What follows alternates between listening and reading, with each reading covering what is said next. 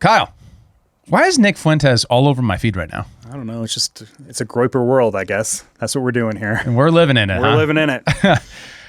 Well, welcome to Human Reaction. We're going to be asking the question of our time, the Nick Fuentes question. And if you heard that whistle, it's there. Welcome to Human Reaction, where we cover all news, Nick Fuentes. I guess that's what we're doing now. This is a Groiper podcast now? Okay. All right, let's do it. Trump's out meeting Putin in Russia, and we're just like, well, there's nothing going on until we get the news on that. So Nick Fuentes time, because that's apparently the entire Twitter feed right now. It is intense. And it's not just Twitter. And it's weird, too, at least especially the dynamic, because I have seen nothing from the mainstream press that's at all interesting this week. No. Like I went out and I looked, and there was there's some developments, we put them in the Discord but they weren't like stories I really want to talk about because this got so big, and I feel like so much of this has to be dissected to really understand our current moment and why this guy is getting so popular right now. So I have been going through a ton of his interviews, a ton of his shows, and doing my best in my free time to get a grip on who Nick Fuentes is. Oh, that's a dangerous pipeline, David. Yeah, I know it. I'm in the alt-right pipeline. I don't know. This is how I stop being who I am and start being a QAnon. Well, and that's kind of the thing about it is Nick has been this internet phenomenon for a long time, but I feel like if you haven't been like properly internet pilled in a lot of ways, you have no idea who this guy is, and all of a sudden he just popped up out of nowhere, and you maybe saw a New York Times article about him or some point of being this like dangerous figure, and you probably just blew it off. Mm-hmm. But now he's kind of becoming everywhere, and I think we want to dissect a little bit of like, okay, where did he come from, and what does this guy actually believe? Give him a fair shot. We have a lot of disagreements. I'm just going to say that outright out front. We have a lot of disagreements, but I think give him a fair shot and kind of understand what this moment is, because he's a guy that was banned from everything, and then it seems to have just made him more powerful in a lot of ways. 100%. So don't forget to comment, like, subscribe, and do all the podcast stuff. Let's play.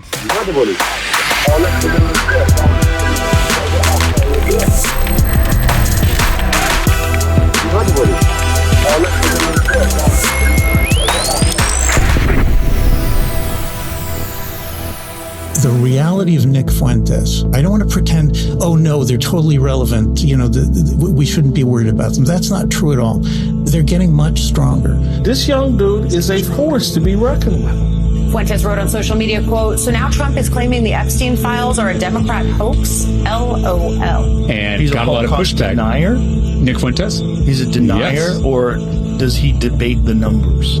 Oh, yeah. All right, we gotta get Nick Fuentes. Yeah, we get Nick Fuentes on our firm. I've got one friend in Chicago, and I'm worried about him. I'm worried about our mate Nick. He's a savant. He is. He has been one of the loudest and earliest voices in our generation. Yes, there was Pat Buchanan. God bless Pat Buchanan. Henry Ford, for goodness sake. Yeah. That's being a real nigga. Like that's you real. That's being real. Don't care. I would say Nick might got the biggest real nigga call. I gotta be real. He's the most bold. There's going to be this is a huge problem already on the right-wing side. The arc of history might be long, but it bends towards an absolute Groiper victory yet again. So, for those that don't know, the Groiper is like his movement. The Groipers are the people, his people. That's such a solidifying moment if you have an audience where you can give them a name and they really dig the name, right? And a symbol, because they're frogs. Yeah. They're frogs. They're frog people. Well, it stems a lot out of the Pepe Keck stuff that was going on in like the 2016, 2017 era. Mm-hmm. If you have a symbol and a name, that's a very powerful thing. This episode is brought to you by Revved Up Promo, the official apparel partner of Human Reaction. Revved Up is a premier full-service shop specializing in laser engraving, screen printing, and embroidery. Not only are they now making all of our apparel right down the road from us, they can do the same for your brand and ship it to you anywhere in the world. Revved Up helps you navigate the extensive universe of merch options and uses state-of-the-art techniques to showcase your brand in its very best light.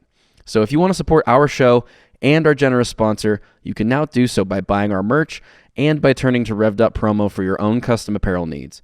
Reach them at revveduppromo.com. That's with 2 V's and 2 P's, or just check the show notes for a link. But let's get into it. So the origin story of Nicholas J. Fuentes. I'm not going to start when he was born, but born in Chicago. You can get that on Wikipedia. But he tells this story a lot, and I want to fairly represent it. So he was recruited by the Daily Wire at 18, a very young guy in college, and he was by a gal named Cassie Dillon. He joined Right Side Broadcasting Network. He got into radical niche, online culture, 4chan, Twitter. He says that he was like more of a libertarian in this era, but he started to change at that same time as he entered college, as he got into the internet culture.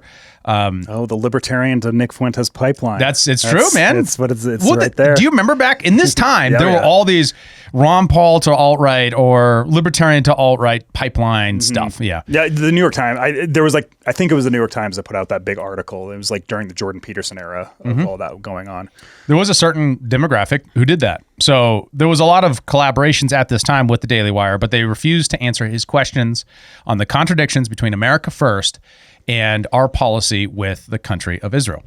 So he started talking about Israel more, and including the settlement issue, which, keep in mind, at that time, the settlement issue was not a big issue in the zeitgeist, right, in America. Yeah, especially in right-wing politics, like it was a no-go zone. Like you can't talk about this. Like it's like a blacklist-worthy topic if you engaged in any type of way. And that's what he discovered at RSBN as he was talked to by leadership. He claims that he was, given a talking to about it.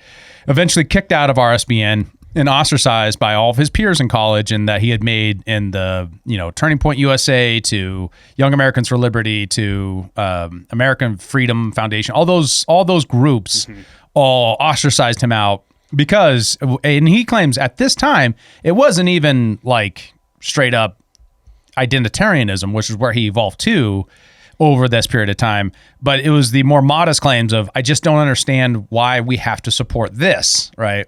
Especially as you get educated about Israel, the more you're like, guys, this doesn't make a lot of sense. My understanding is like his initial questions were like, why are they our greatest ally? Like it was just kind of those types of questions, and then it eventually evolved into what it is now. Right. But like it was like those, like kind of that surface level of questions, which is kind of what the right is contending with right now as a topic. Like, and bear in mind, this is like 8 years ago, probably something like that is when that was going on. And there's a value in politics to being the first mover, right? So the delayed gratification here is substantive. We're talking 10 years of wilderness for him.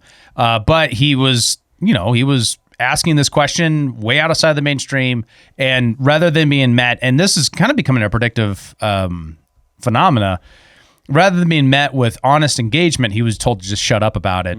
He refused to, gets kicked off. He starts his show America First on RSBN, but then he takes that over to a new branded show on YouTube and Rumble. Over that period of time, we have the co-emergence of 4chan culture, even larger, including Jordan Peterson having to respond to taking pictures with a Pepe flag.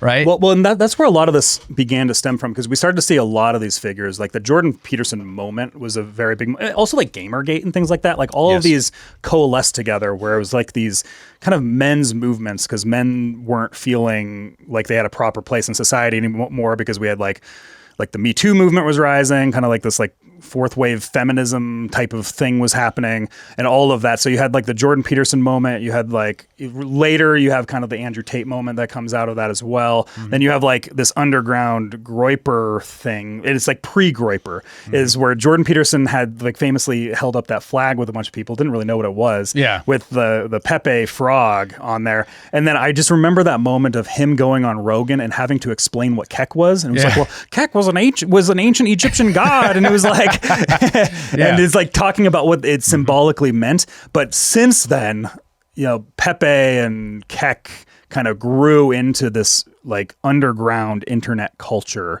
that really Nick has championed in a lot of ways. Yeah, I mean he's an embodiment of it, and he embodies it more than anyone else really can, because he's of that generation. He understands the lingo. He's in that stuff.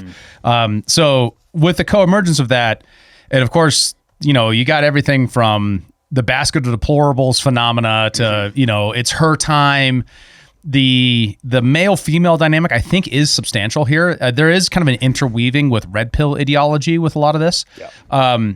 And then, of course, just like everyone else in the 2017 era, crackdowns, right? Censorship everywhere. He loses. And this is something that we've talked a lot about the show that you can really identify with. I got banned from everything too in 2020. Yeah. Censorship was everywhere. He loses his payment processing, his ability to fly on airplanes, his YouTube, all this stuff gets shut down. There was another streaming platform he was on. I can't actually remember the name right now. That was his main form of DLive. DLive, yeah. That was an alternative streaming platform. I remember when it emerged, is they had like some partnerships with some like really big streamers at the time, and all these types of people just like flooded over there, and then it became kind of a cesspool in a lot of ways that never really took off because of it. Right, but I guess that was his major form of income. And that got shut down. So then he goes into the desert, if you will. So he and then all of a sudden he shows up with Kanye at a meeting with Trump, and it doesn't go well, to say the least. Well, and him and Milo Yiannopoulos show up because they're like Kanye's campaign managers at the time. And this is after Kanye's been canceled and after Milo's been canceled. So it's like 3 super canceled people showing up to meet with Trump about Kanye's, like from their point of view, Kanye's potential presidential run in 24. Yeah. What was the year of that? Was Trump still in office when that happened? No. They went to Mar-a-Lago. It was more like 2022 or something like that, right? Yeah. So he then later, a little bit later, showed up with Jake Shields at a TP USA event. Now him and Charlie Kirk have this big beef going back and forth for all these years. Charlie Kirk pretty much pretends he doesn't exist. Eventually, Groypers start showing up at all these Charlie Kirk events asking about the U.S. support of Israel and what that means for America First. Like that fundamental contradiction, that underlying question is, what does America First mean? You know, we now have the answer to that thanks to to that. It means whatever Donald Trump says, according to some, and to others it means, no, this has to be a coherent philosophy. Well, and also just to like iterate is Turning Point USA and Charlie Kirk, like that has become the foremost, like strongest student political group that exists now, which, you know, Nick being a champion of kind of the young, disenfranchised internet culture, like there's obviously natural clash that goes over there. Naturally. Especially the underlying question, right? Where and incentives, right? So the Groyper movement has the incentive of we want to expose the intercontradictions of America First, while what Charlie Kirk wants to do is pull together a politically effective machine in order to perpetuate the MAGA movement. So he shows up with Jake Shields and does his thing there. They get kicked out. And then the last part of this, before this last blow up, and he's doing shows multiple times a week, and there's a lot of content out there. And I do want to know too, is while I did my best as a amateur podcaster to try to pull together as much on him, I don't know everything about the guy. You know, I'm trying to understand it to the best of my ability and summarize his ideas, I think, and fairly present them. This next, you know, is relatively recent. A guy shows up at his door to assassinate him. So he's doxxed, maybe by Milo Yiannopoulos after some falling out. I don't know. I didn't get that far into that. Milo's Twitter is a weird place, like where there's a lot of things going on there with like between these influencer text message threads and things like that he's been exposing in a weird ways. Like it's weird. Yeah. There's a lot of strange stuff going on there. So that guy apparently, you know, was beat up by his roommate, his college roommate, went to hospital, dropped out of school, moved in with his parents, had some falling out with his parents, and then goes to that guy's house, kills his mom and his sister. So his former roommate's mom and sister and the guy. This is the guy that tried to assassinate. Drives 2 hours to Nick Fuentes' house, still wearing the motorcycle mask, has a auto-loading crossbow, which is a crossbow with a magazine. Yeah. And a pistol. And is just outside of his house, ringing the doorbell, knocking on it, like, Nick, come outside, you know. And of course, Nick does not come outside because he has a camera. And I guess he was in the middle of a live stream, ends a live stream. They call the police. That guy runs, goes into some other neighbor's like basement, kills that neighbor's two or three dogs, runs outside, gets shot by police, and dies. This is jogging another memory. Wasn't there a few years ago something with a reporter at Nick's house that happened too? So after he was doxxed, he claims that a lot of people started showing up at his house. Yeah. Well, I thought there was like some incident that happened with a reporter where a reporter got injured or something outside his house, or I can't remember. There was some incident there. And there was another incident with that chick that always went super viral from like the New York Times, who's like a true believer of her ideology. What is her name? I'm forgetting her name. There's like a famous reporter that like went to his house, I think, if I remember right. Oh, okay. Well, and obviously the intimidation technique was there. Like that's what they were trying to do. It did not work. He continued to do his thing. So what happened this week with the drama where he is blown up? And I don't mean just like a little bit. And I don't suspect it's just my algorithm, right? Which is not typically filled with Nick Fuentes content, right? I tend to avoid actually doing a lot of stuff on people that are on the right. I actually try to find people as to the mainstream and to the left as I can so that I'm in dialogue with what else is going on because I already know what the right thinks about stuff because I know what I think.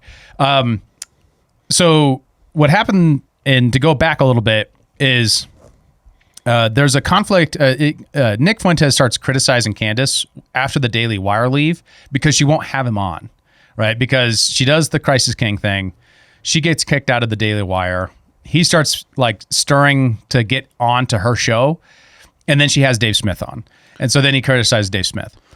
It may be worth reminding, because the Crisis King thing was a big thing that happened last year. Yes. Where, and we covered it at the time when that happened, was you kind of had this like weird internet drama that was going on between the right wing over this Crisis King, and like the way people were using the phrase was kind of where the dialogue was had, where and it was like a lot of the guys at like the Babylon Bee were like super critical of this, where Candace was like saying we're promoting Crisis King, all this stuff, but then you had a lot of people in the Groyper movement that were kind of using it as like a way to slur people. And like that was happening, definitely that was happening. Sure. But then Candace was kind of like defending the Crisis King movement, and a lot of those things got like intermingled in a lot of ways, right? Where like people it'd be like Crisis King slur, you know, like people were doing that type of a thing, right? And it wasn't like the influencers that were doing it, but it was like the followers underneath it that you would see that stuff that was going on there, right? So like that was causing a lot of this like strife, and Nick was becoming very boiled up in a lot of that too.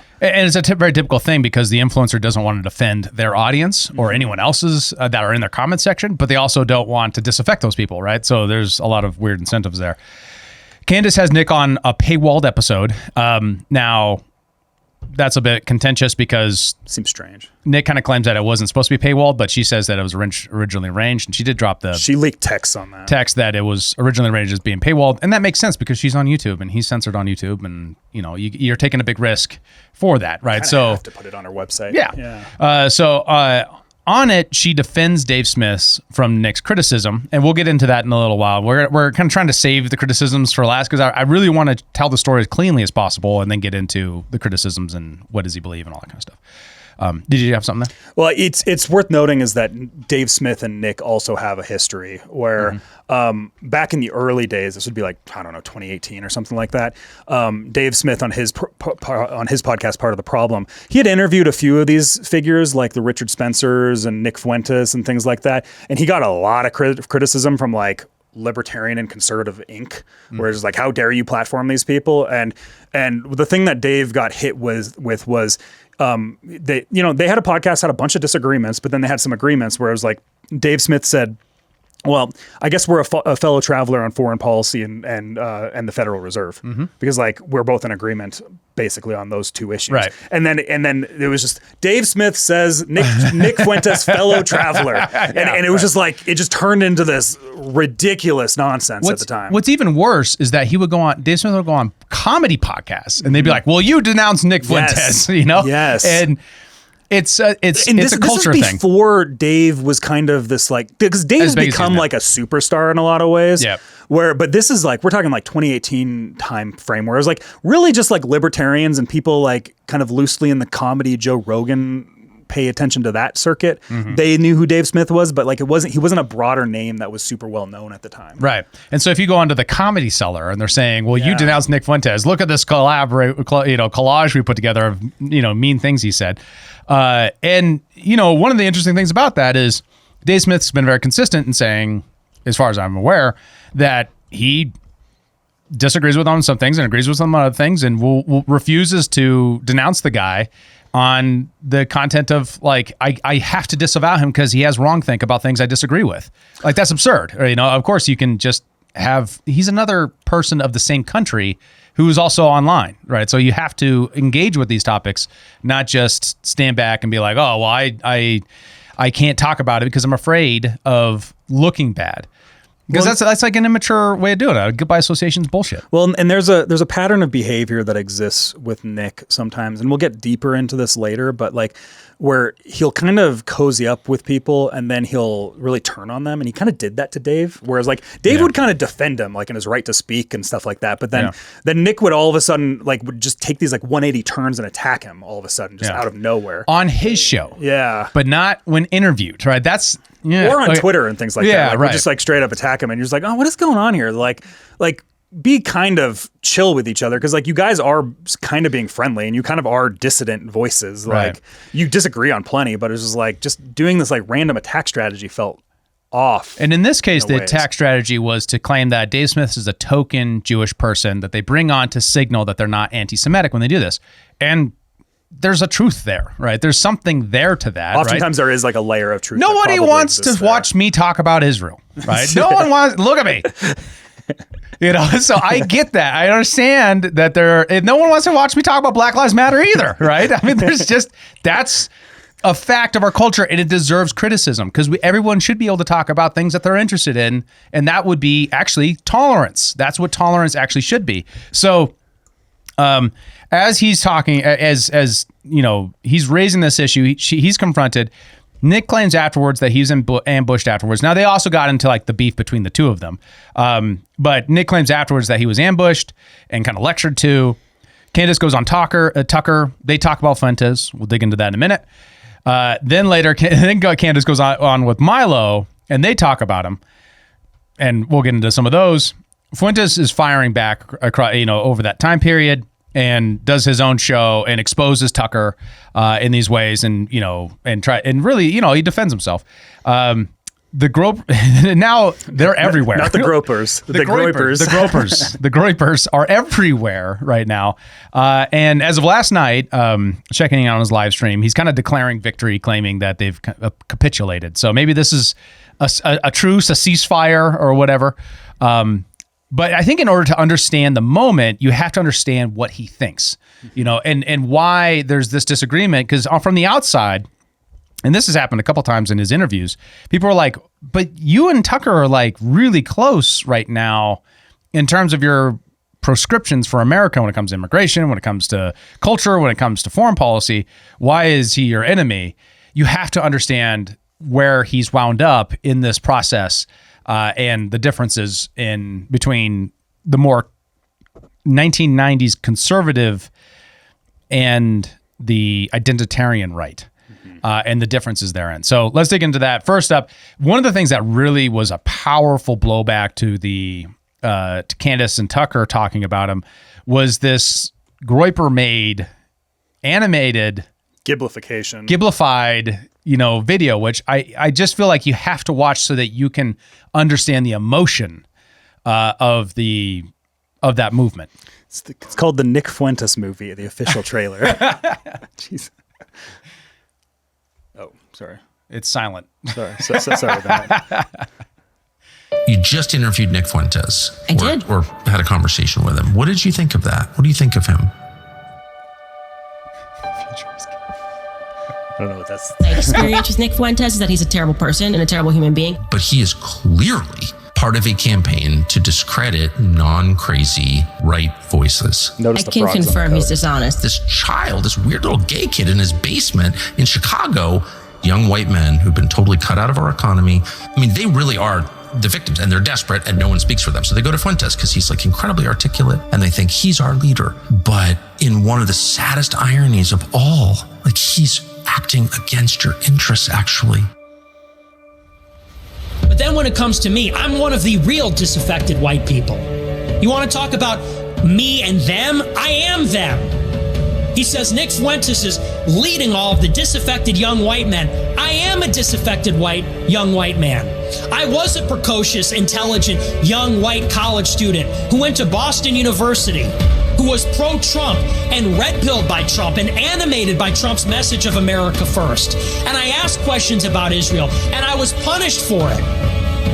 I did it years before Tucker Carlson started talking about Israel last year. And I sacrificed, and I was targeted by the ADL, by the SPLC, by the federal government, by the conservative movement that both Candace and Tucker were a part of. He's lonely, he's weird, he lives in a basement. That's a lot of people because of the problems you claim to care about. Do you care about Klarna and people going into debt to order pizzas and home ownership being impossible? Or do you think that's a contemptible, low-status thing to be ridiculed and mocked? What is wrong with being from Chicago? What is wrong with being weird? What is wrong with living in your basement? I'm the inauthentic person. I am that person. I am a spokesman for the disaffected white man because I am one, and you two are not. We'll stop it there. Yeah, so that's a good sense of the movement, right? Of what how they see themselves internally, like getting inside the skin of it and trying to look at it from the outside. Well, I also get this because I often feel this way with a lot of figures where, because there's a lot of this, you just showed up to understanding these things, but this thing has been being talked about for a long period of time. Like I often feel that way with a lot of these influencers where it's just like, where were you 5 years ago, 8 years ago on like this really important issue? And there's kind of that feeling that's going there where it's just like, which then adds to the sense of like, oh, you're kind of a grifter or whatever. Mm-hmm. I'm the real one, unlike you. And it's like, maybe they're grifting, maybe they've evolved, maybe it's a mainstream issue now, right? It could be any of these things, right? Well, it wasn't a mainstream issue then. Mm-hmm. But I do get it. I mean, like it's a part of it. So the next part, okay, so like that's the propaganda. Well, what does he actually say on his show? That's what you come for this show, Nick Fuentes propaganda. This is not a Groyper podcast exclusively. Is what does he say on his show? And this is his comments about organized Jewry. Everybody likes to say it's neocons, it's Zionists, it's Israel, but I am pushing a very distinct line. From a right-wing point of view, I am saying that the problem is organized Jewry. The Jews, which is an apt thing to say. People like to make fun of that, but the Jews are a corporate entity. They work together as a team. They're tribalist. They have a group interest. There is such a thing as a Jewish interest. The answer to what is good for the Jews and what they have in common, what binds them together, is their Jewish identity. It's not even necessarily their religion. It's not their citizenship or allegiance to Israel. It's not their ideology. What binds Dave Portnoy, Mark Levin, Ben Shapiro, Bill Ackman, all these guys, is their deep and profound sense of loyalty, tribal loyalty to their kin, to the Jewish nation. It's their ethnic identity. And often they put what is good for themselves ahead of what is good for America. Often they'll put themselves first to the detriment of America. And honestly, even that there is this secondary allegiance or primary allegiance, it's a problem in itself. And the Jewish nation, they're organized, they're mobbed up, they talk to each other across borders, across the globe, transnationally. It's like a transnational gang, and which has a base of operations in Israel. They are extremely influential in the world. They're extremely influential in our country. Yeah, so a little bit more propaganda, but that shows a deeper view of the distinction that we'll get into when we get into the criticisms. Well, that's one of those things too where the right is moving in a very particular direction right now on the general Israel stuff, especially with the youth. Like the under 40 is becoming increasingly more skeptical of the relationship with Israel. And so when you're seeing that go on right there, where you're like, you can understand why there's a massive move towards that, because like there's some conspiratorial thinking in there which may or may not be true. Like there's elements of truth to that I think that are there, which I think is what he's poking on. Like the reason why a lot of figures usually rise up, even if you really like, there's usually like some hints of truth that exist within what they're saying that then people latch onto, and then they kind of like build their ideology around that thing, right? Right. I think that there's a lot of that's going on there. There's not nothing there, that's for sure. So the next one is Donald Trump as the Matrix candidate. And it's worth noting is for people that don't know Nick, is that Nick has been a pretty staunch supporter of Trump. Like the first video shows, like Yeah. he got animated by Donald Trump, right? But then somewhere, right at the very end of the last election cycle, he polls his support. And actually, I became aware that he did at that time.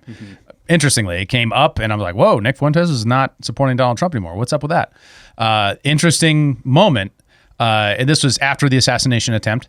And Fuentes and a couple other folks start drifting away. I've mentioned on the podcast many times that I've always felt like in like 2 months after the assassination attempt, is like there felt like kind of like an activation where all of a sudden all these staunch Trump supporters all of a sudden started like creating chaos within the movement in a strange way. And he's one of the people I was always referencing in that, where it's just like all of a sudden there's like these witch hunts that are going on. It's like when it was like obvious Trump was being elected. And that's one of the things that I've always had me raise like skeptical eyes of certain people, where I was just like, when those types of activations happen, like what's going on there? Yeah. Like that's always been a concerning factor I've had there. But yeah, here is him talking about describing Trump as the Matrix candidate.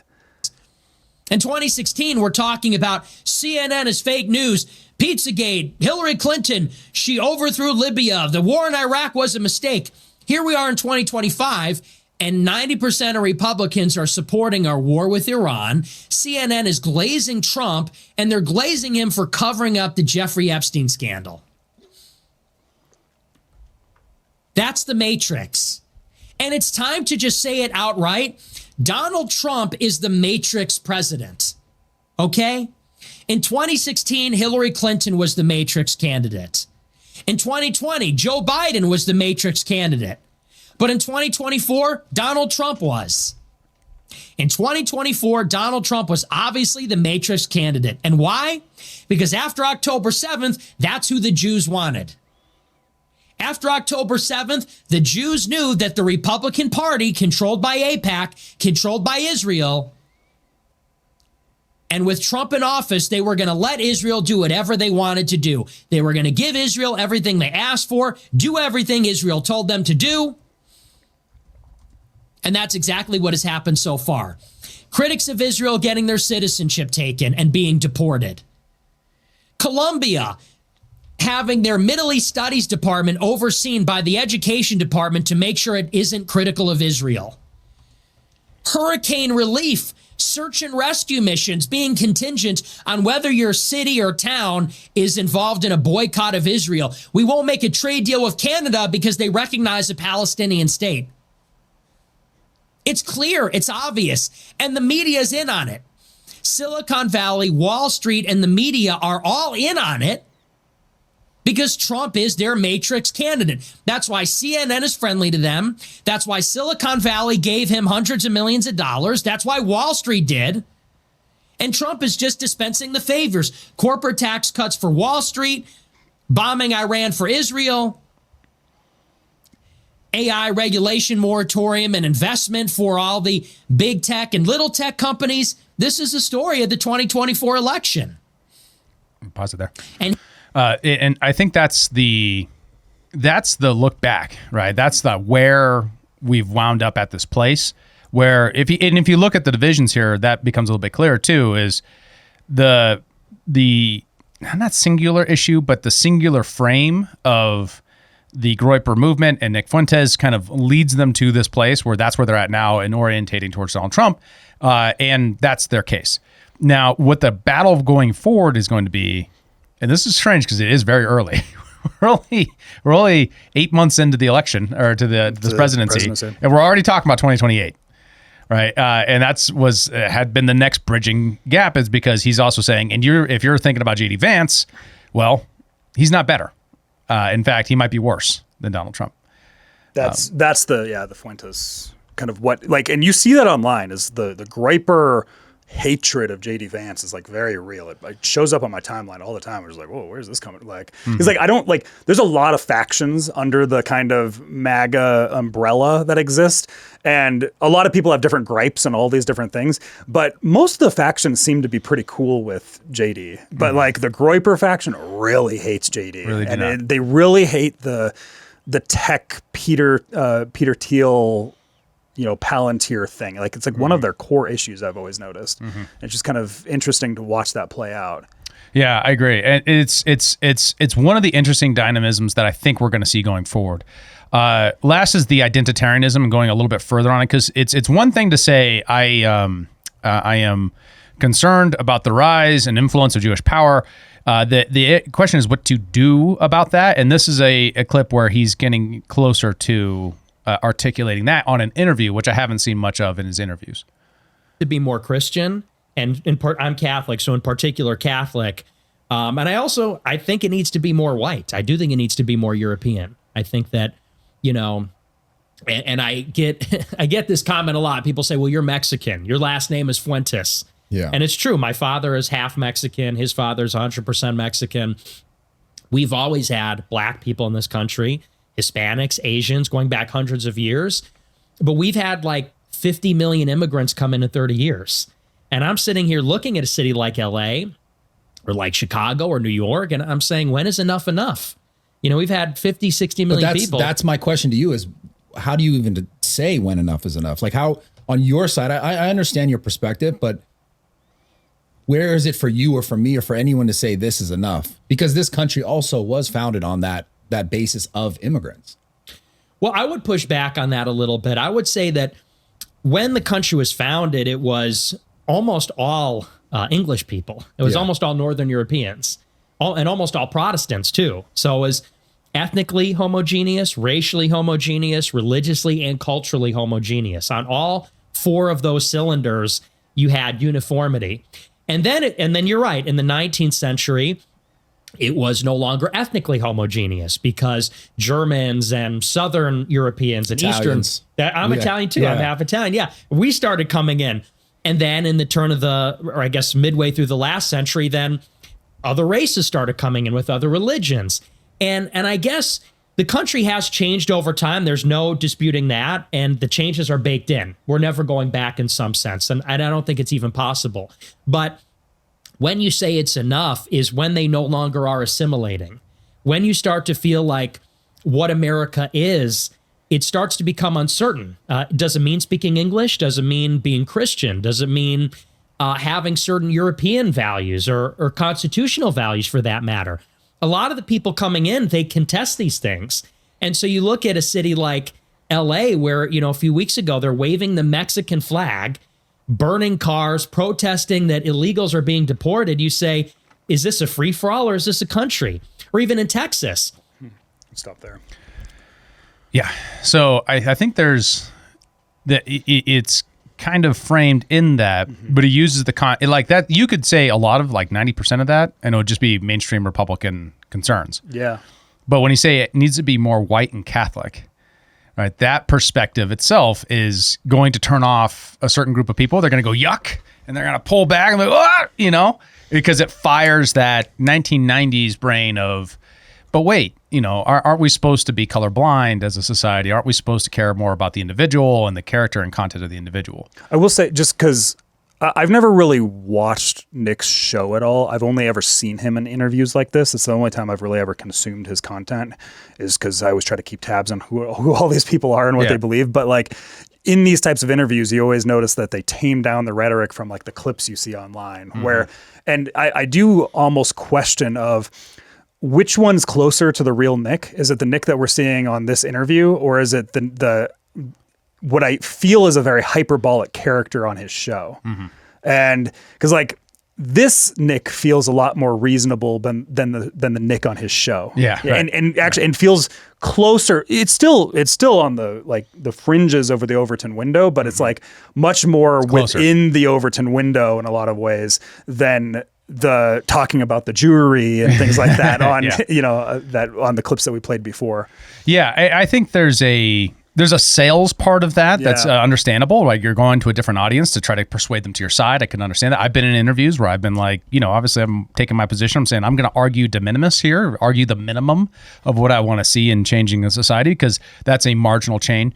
And then he kind of plays both sides in that sense, in that he's arguing in Maximus on a show, and then he claims that the reason why he uses the language he does is because he wants to be the radical that isn't making marginal change. But when he gets interviewed or pushback, he's a little bit more like, look, what I really just want, and it's standard conservative talking points. Well, like I suspect that this is actually closer to the real Nick, because hyperbole sells. Yes. Like that's just kind of the thing, is if you see any of these types of figures, like the Andrew Tates of the world, for instance, like he's such a hyperbolic figure in his character, but then when you see him in actual interviews, it's actually like quite tame. Right. Right. Like that's kind of what I'm getting from this here, where it's like, how much of this is just like you saying the stuff on his shows that's like super hyperbolic with the clips, like how much of that is actually hyperbole, how much of that is cracking jokes, and versus like how much of that is like an actual policy prescription. Because this to me feels like it's much more of a like closer to a policy prescription of like what we should do in a sense, I mean, or what my ideal sense would be in the real world kind of. And in the mental model, we've been advocating that there's some number between zero immigration and infinity that I think they're closer to the zero side. But his hyperbolic self is zero. Yeah, right. But like I think that he exists in the real world, and he understands that's not true, right? It's like when you see the 0 or the 100 on the internet, like that's usually not real, actually. Yeah. Or it's think of it like a bidding mechanism, like you're trying to play high in the cards, you're bidding hard, but you're actually willing to settle far less. And then I do think, and what's interesting here is he does get into in this interview, which I think is worth watching. One of the better interviews with him is between him and what's this guy's name again? Bradley Martin. He's one of like the Milk Boy guys. Is this idea that America is multi-ethnic? That's not going back. That there is but like this idea of America being a multi-ethnic empire, but there needs to be a fundamental identity. Now, if you talk to like Vivek Ramaswamy, or kind of people more on the individualist side of that question, they'd say, yeah, but that's like irregardless of ethnicity. And he's more like, no, there has to be an identity that is the center.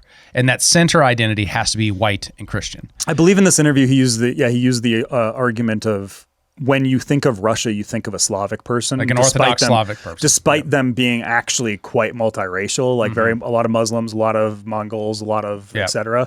But like, when you think of Russian identity, you think of somebody kind of like Putin. Yes. Like as the example.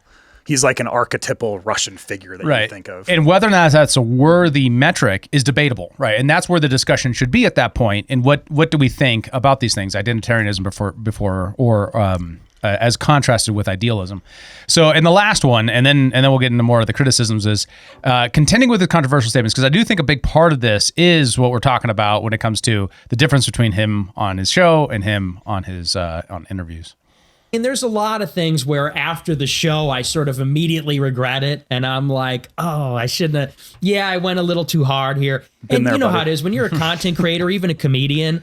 I consider myself something like a comedian. I make a lot of jokes. My show's very funny. And I think any comedian will tell you, especially when you're doing it improv, when you're doing it without a script, and you don't have that time to kind of think about it, sometimes it doesn't work. Sometimes you do a joke and it doesn't land. It doesn't work. It's too far. It has the wrong tone, maybe. Yeah. And so I can't think of anything off the top of my head, but I do get what you're saying. But a big part of what I do that I think a lot of people don't realize, when I got started at the age of 18, there are these like nonprofit groups like the Anti-Defamation League, the ADL. Well, that kind of goes into what we were saying there. Like that's always when I'm looking at these internet people that are assuming a lot of influence right now as influencers. I hate that word, but it's kind of true.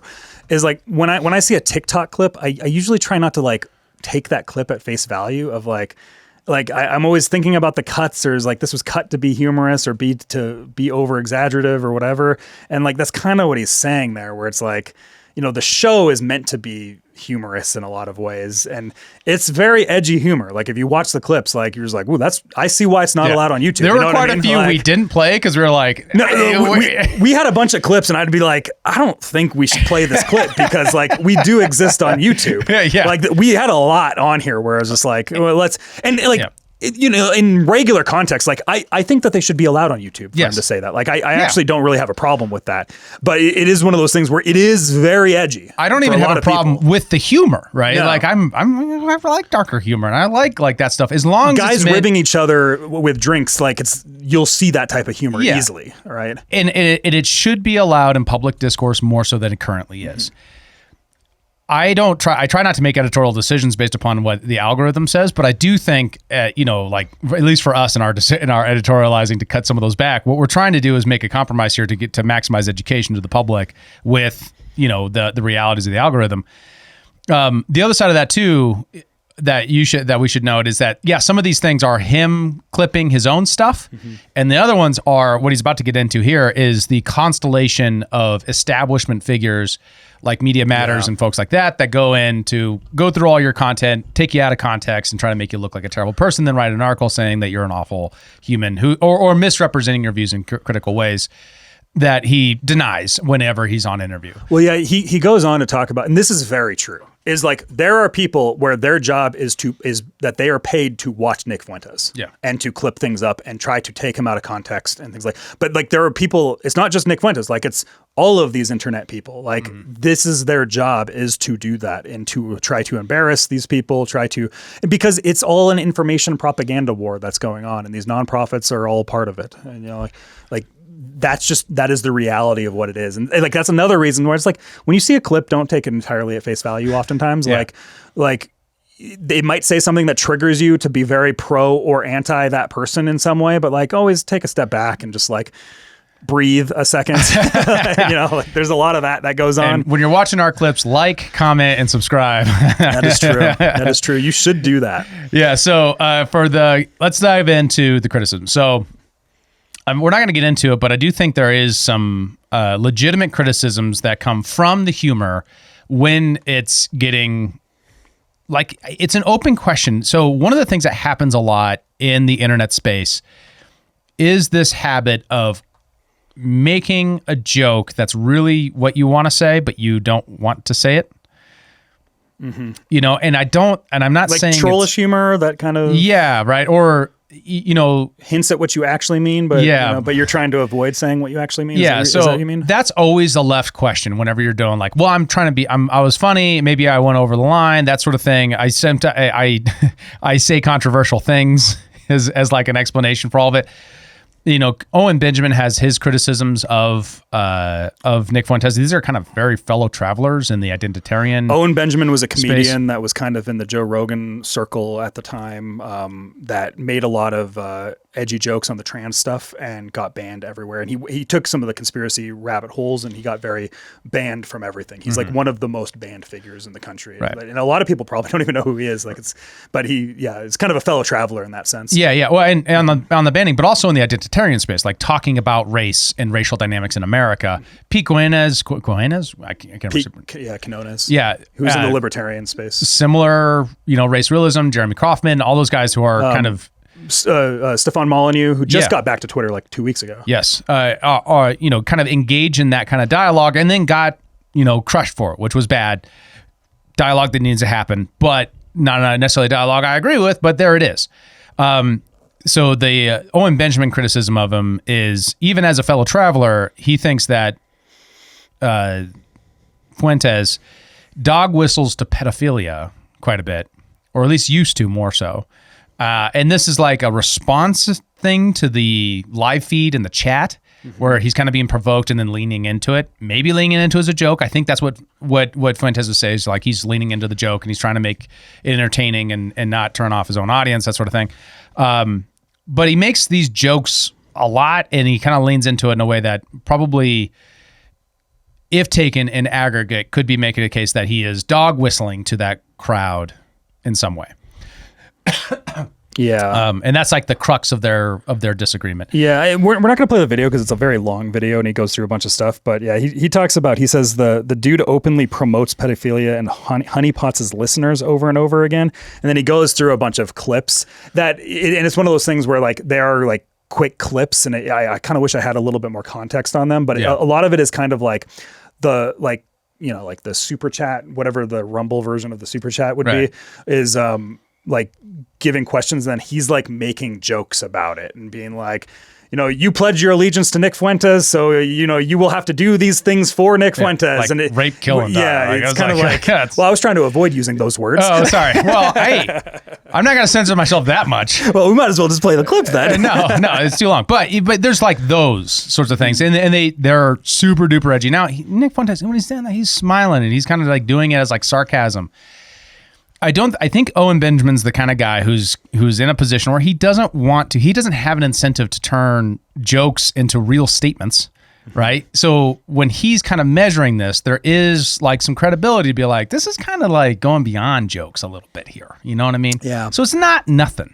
This is a guy who got banned for jokes. Yeah, talking about this, which is interesting in itself. And Nick Fuentes is also like this weird boy with cat ears thing that was going on for a little while there, and Nick Fuentes is kind of leaned into that for a bit. Which is kind of like a young internet culture joke thing, is like cat boys and things like that. Like there's like that type of stuff that is. I'm not following. I don't understand. That's like a joke. Quasi not joke furry stuff that exists on the internet that people kind of joke around about. Okay. But there are like furries that exist, and it's like a fetish thing. So, okay. And that's the thing, is I don't know how much of that he's leaning into, but like he was like traveling around with this guy in cat ears and stuff like that. And and the guy was like a porn actor, like a porn guy. Another one of the which is kind of weird for Nick Fuentes' aesthetic, right? As like he's supposed to be this like Christian, white Catholic, good kid, you know, so like the aesthetic thing feels weird. It is. And then there's a guy close to Nick that ended up actually going to jail for soliciting minors or something. Yeah, something like that. It's pedophilia. And you know, like that's not nothing. And then his excuse for that is like his pushback against that was like, well, look, in this movement, it's really small, and this is a long time ago, right? You know, I'm not saying Nick hasn't evolved out of this. Maybe that was where he was at. But that is something to contend with when you're thinking about this guy, is that, you know, if all ends justify the means, like that's a very dangerous place to be in. So he was like, his pushback was, this is a small movement. This guy agreed with me on this stuff. I don't agree with him on what he did. I think what he did was wrong. But like, I got to work with guys who are, you know, sometimes distasteful. It's like, bro, that's kind of like, you're going a long ways. Like maybe there should be an edge there that you're not willing to go to. But also, if you're working in politics, it's pretty easy to just throw a stone and hit a pedophile. Especially 4chan politics, probably too. You know, or like, just like go to DC. Yeah. Well, I've been to DC. Yeah, I'm sure that's going on in some places. There's probably a lot of gay guys with cat ears going around. I don't know. There's a lot of gays in DC. I've heard a lot of stories about what happens in certain clubs in DC. Yeah. So and then last one of those things is like, there's a difference between like, should there be an edge on comedy? Right? Is there a place where you're actually done something that's not that funny? Like joking about raping people you don't like is a little bit much. I don't know. Like am I being a boomer when I say that? There are mainstream comedians that make rape jokes. I'm not saying rape jokes in Netflix I'm specials. Saying when right? You know you're what I mean? arguing with somebody and saying I wanted to rape you to death, that's like a different thing. Like that's not funny. Like it has to be funny, and it has to be said in the right way, in the right context, for me to be like, oh, that's just a joke, and I'm willing to defend it. At some points, and I don't know where it is. I'm just saying this is my instinct, intuition. Where is the line between some humor and threats? Is that kind of yeah, right? It's something where and I don't even think that he actually is physically capable or wants to or whatever. But it's like it's not funny. It's just it's being shitty or being something. Like I think that there's some elements of like when you have a group of people that are part of like a similar culture, oftentimes there's just like shit talk that happens. Yeah. And something that happens on the internet, especially with like podcasts and stuff like that, is oftentimes you're looking in on people shit talking that's going on. Yeah. Where like sometimes these types of dialogues are totally in a certain context are purely in a joking manner, but if you're looking at it because you're going to him for your political news, and then all of a sudden you're getting like super edgy jokes that you're just like, I was not prepared for that. There's that happens too, right? Yeah, I get that, but and that's not what I'm saying. I'm saying like if I'm out with the boys and we're hanging out, I could see some of these jokes being jokes we would tell, right? But not that one. You know, like there's some that I'm like, whoa, like that's, and there's like a game of chicken going on about who can be the most controversial.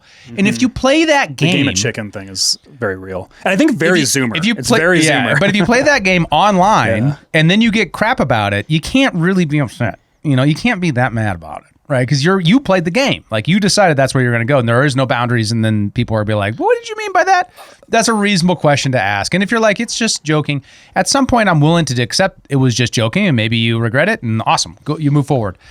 I'm not saying he's condemned forever for those things. I'm just saying, like, especially when you're young, easy to make mistakes. God knows I have. There is an element of, like, there's an element of, because, like, I think there's in a lot of things with the Nick Fuentes stuff, there's a generational element where he's very Gen Z, very edgy internet Gen Z. And then when you're not part of that culture, you're kind of like, whoa, what is happening here? Yeah. But then there is an element of, like, oftentimes young generations push the limits of what they can do. Like, there's often these fringe figures that will end up pushing the limits. But it is kind of for the sake of humor and entertainment or whatever. But then you end up having, like, that person is also super influential over other people of their generation that are watching them. And then those people may be a little bit more mentally disturbed. And there often becomes a question of, like, should the influencer that's giving those jokes be kind of held reliable in a sense, or responsible for those? And it's one of those things where, like, I think everybody should be responsible for their own actions, not like the influencer that is like, the influencer on the radio told me to say this thing, like, do this thing. I don't think that it's the influencer's fault necessarily. Like, there's kind of like this weird morally gray area that kind of exists in that department. I think we're trying to suss that out as a culture. We're trying to suss out the difference between how to treat humor, right? Because and obviously there's a vibe shift, right? There wasn't too long ago where everyone's like, "Oh my God, can you say the R word?" And now we're like, "Oh, you can just say it," So, like, it's that kind of cultural vibe, underlying subtext thing is trying to be negotiated, and to what accountability do people have to say when they're being humorous? And I'm saying there isn't no in line. There's some point where I'm like, "That's not funny. That's just kind of being shitty." In myself, right? Like, at some point, it's not funny, and it's being shitty or being crude or rude or some of that. I think is subjective. Like, I think some of the stuff that he's saying is just like, I can see where somebody, like, some of the clips that Owen played in the thing that we're not going to go through, but, like, some of those are, I looked at them, I was like, I could see in a certain context why that's a joke. Yeah. Like, I could see that. Yeah. It's not like the type of joke I would say or something like that, but, like, I could see it being a joke in specific context, and I'm missing the context with these clips. Like, that's how I felt with a lot of these things. And it's often how I feel because, like, Owen, for example, he was doing a lot of very edgy transgender jokes back in, like, the 2017, 2018 era. That was part of the reasons for his cancellation. And then it went on, like, just a few years later, like, Dave Chappelle literally stole his jokes, like, word for word on his Netflix specials, which is, like, coming from the Joe Rogan's part where, like, joke stealing is like I'm kind of surprised that nobody really calls Dave Chappelle out on that. Well, but, like, power dynamics. Owen Benjamin has been canceled from everything. So it's probably like, well, that's what happens, I guess. Yeah. But, like, literally, like, the exact, and, like, Dave Chappelle got in a lot of hot water for it. But, like, he still ended up fine regardless. And he's Dave Chappelle. But also the time had shifted. People, it was like 4 years later, and it was like okay to say these jokes now, right? So, like, Space Jews. If you are the, well, it had to do with, like, no, I know. It had to do with, like, taking the rainbow back and stuff like that. It was but, like, when you're at the forefront, oftentimes, you're the trailblazer that doesn't really get credit for moving the humor in the direction where it eventually goes. And you often get completely lambasted and destroyed for it. Yes. But then somebody else comes in after the fact, and it's like... And that's similar to Nick's argument about the Israel phenomenon. Yeah. So, so Candace, getting into hers when she was on with Tucker, so she has this intrapersonal criticism that I think is interesting, especially if you watch it. What I see is, and I can't tell what we're in the commentator, your closed captioning's on. I can't tell where the commentators are just shelling for Nick Fuentes and where it is. As an outsider, this isn't far from how I read the interaction with Fuentes on the interview. What do you think of him? I mean, I can tell you my experience was entirely fraudulent with him. I never interview people as a gotcha interview. It's always just that he was making the rounds. He's been around for a while, and kind of his story, when I learned it, because he was banned from everywhere, so I didn't actually know what the backstory was with Nick Fuentes, but then I learned it when he was allowed back on X, And Jeremy Boring, who was then the CEO of Daily Wire, did this X Live with him. And Jeremy Boring did an event with Nick Fuentes. It was weird. Everything was weird about what happened, but it happened. And Nick told his story, and I was listening in, and said essentially that he was canceled because he started asking questions about Israel. He was 18 years old, and he alleged that it was, very much the fault of the Daily Wire or whatever he said. And I found it very interesting. And I was like, oh, I actually didn't know this was the backstory. Maybe this really is a person who had, just ahead of everybody else, was questioning Israel and had like a bad hand given to him. So I had him on the show, welcomed him into my home, and he was very nice. We told him we're going to cut a controversial trailer. We're going to show you like these clips of you talking trash about me, and you can talk about whatever you want for as long as you want. Ask any questions you want to ask. It went great. He left. He said, thanks. We can now be friends. And I am not kidding. We published this 11 days later, and I don't even know how to, he just starts screaming, calling me an effing bitch, who set him up. We didn't edit a single thing. Those 11 days, like 2 weeks before we even published the interview, we told him if there's anything that he wanted us to insert. Like, nobody does that if you go on their show. Yes. And I genuinely don't know what triggered him, other than me at the very end asking him about or talking to him about family. And it was just the rage that was coming out of him was just weird. And I don't know why he did that. I don't know why he did a 180. You had access to me. You could have said anything after. Even if he had said in good faith, I thought I sounded a little weird here, could you cut it out? We probably would have cut it out, because I just don't want people to ever not have a good experience coming on our show. That. You know what I'm saying? And also, you want people. I'll speak for myself. We can get there. Yeah. So I did think that there was the overall tone wasn't just a, lecture fest to Fuentes, although she did push back on defending Dave Smith and things like that in there. And I just don't really understand Fuentes' interpretation of that event afterwards. At the end of the day, I think there's something to Candace's point here. And then obviously we don't know the other background dynamics, is where she's saying hey, he's being very manipulative on the back end here. And that's she's since released a bunch of text message threads with him too. Yeah. And a lot of it suggests that, and these are framed from Candace's perspective, but from what I've seen, it suggests that Candace is being pretty truthful here and how everything went down. Right. And I'm not making the case that, she's right and he's wrong. I'm just saying, I don't know, but there's something in there. And if you're a Fuentes fan, it does matter how your boy acts behind the scenes, because that is your proximal for your policy vision to get implemented in the world. And if they're incapable of alliance with other folks, that's going to be a limiting factor. So your pressure to be chill or to be to not, there's an underlying resentment vibe. I get that too. That feels like it's everywhere with this stuff. And Candace Owens doesn't owe you bringing on her show. That's not how it works. She has her popularity for her stuff. If you can come alongside and get invited on, there should be, in my mind, gratitude to your audience, gratitude for her audience, gratitude for her. And I didn't really catch that out of him in the show. Although there were plenty of points where I felt like she was kind of being lecturing to him and talking over him. But there was also points where, I felt like he was being a little bit disingenuous with his responses. So refusing to actually defend his point of view on Jewelry with Dave Smith. Is that really why he was not wanting him to be able to come on to Candace's show? And, there's that mode is it turns me off, at least. Well, there's this weird, and this has always been the dynamic that I felt with Fuentes in the loose amount that I followed him over the years, is I've just always noticed him do these 180s.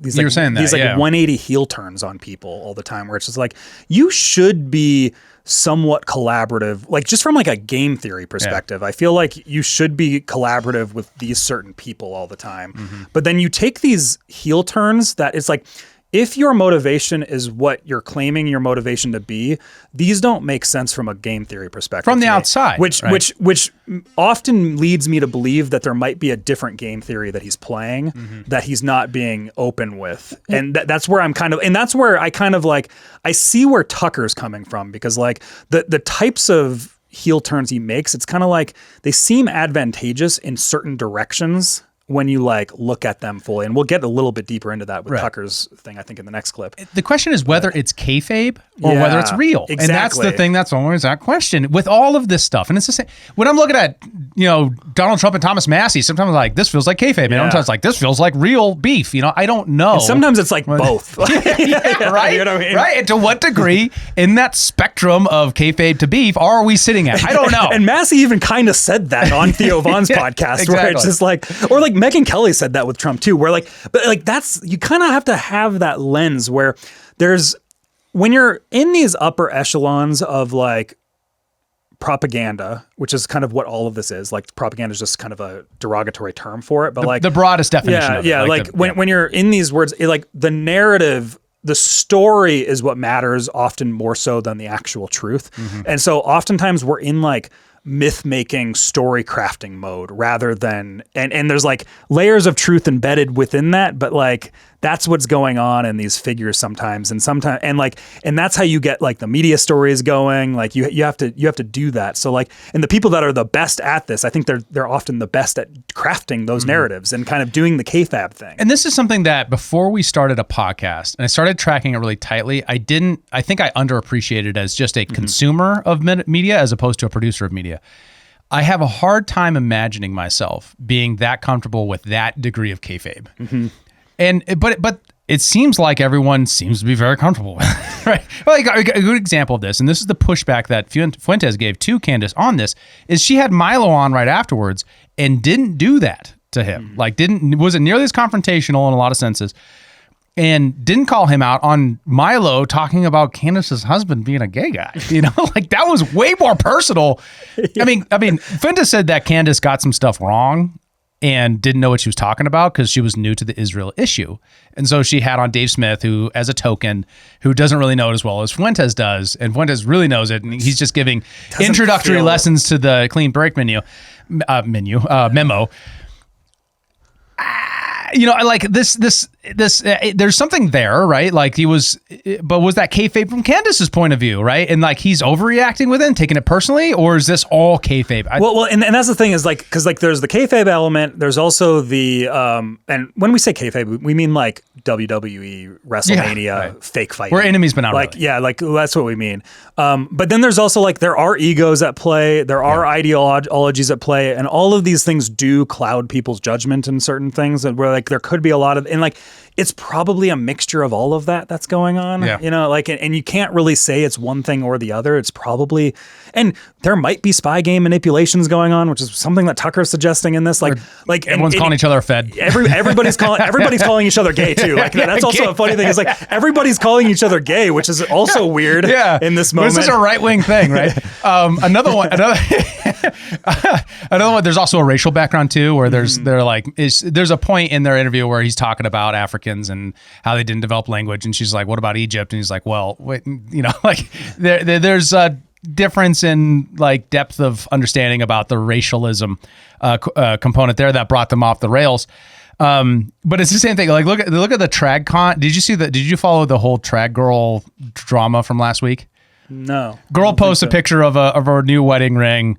I did see that. TragCon female right wing influencer. The other one's like it's pathetically small, and then there's like this big bag. And it goes to like you're going after black dudes.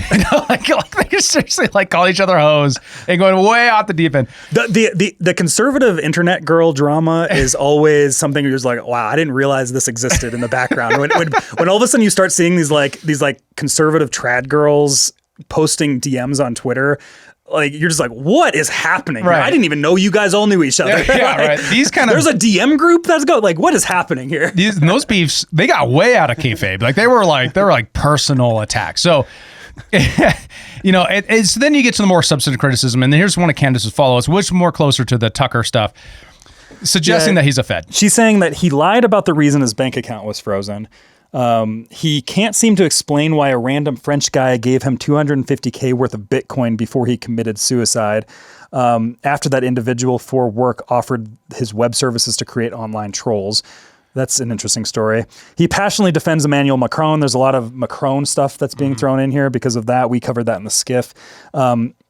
He keeps lying about his Jan 6 testimony.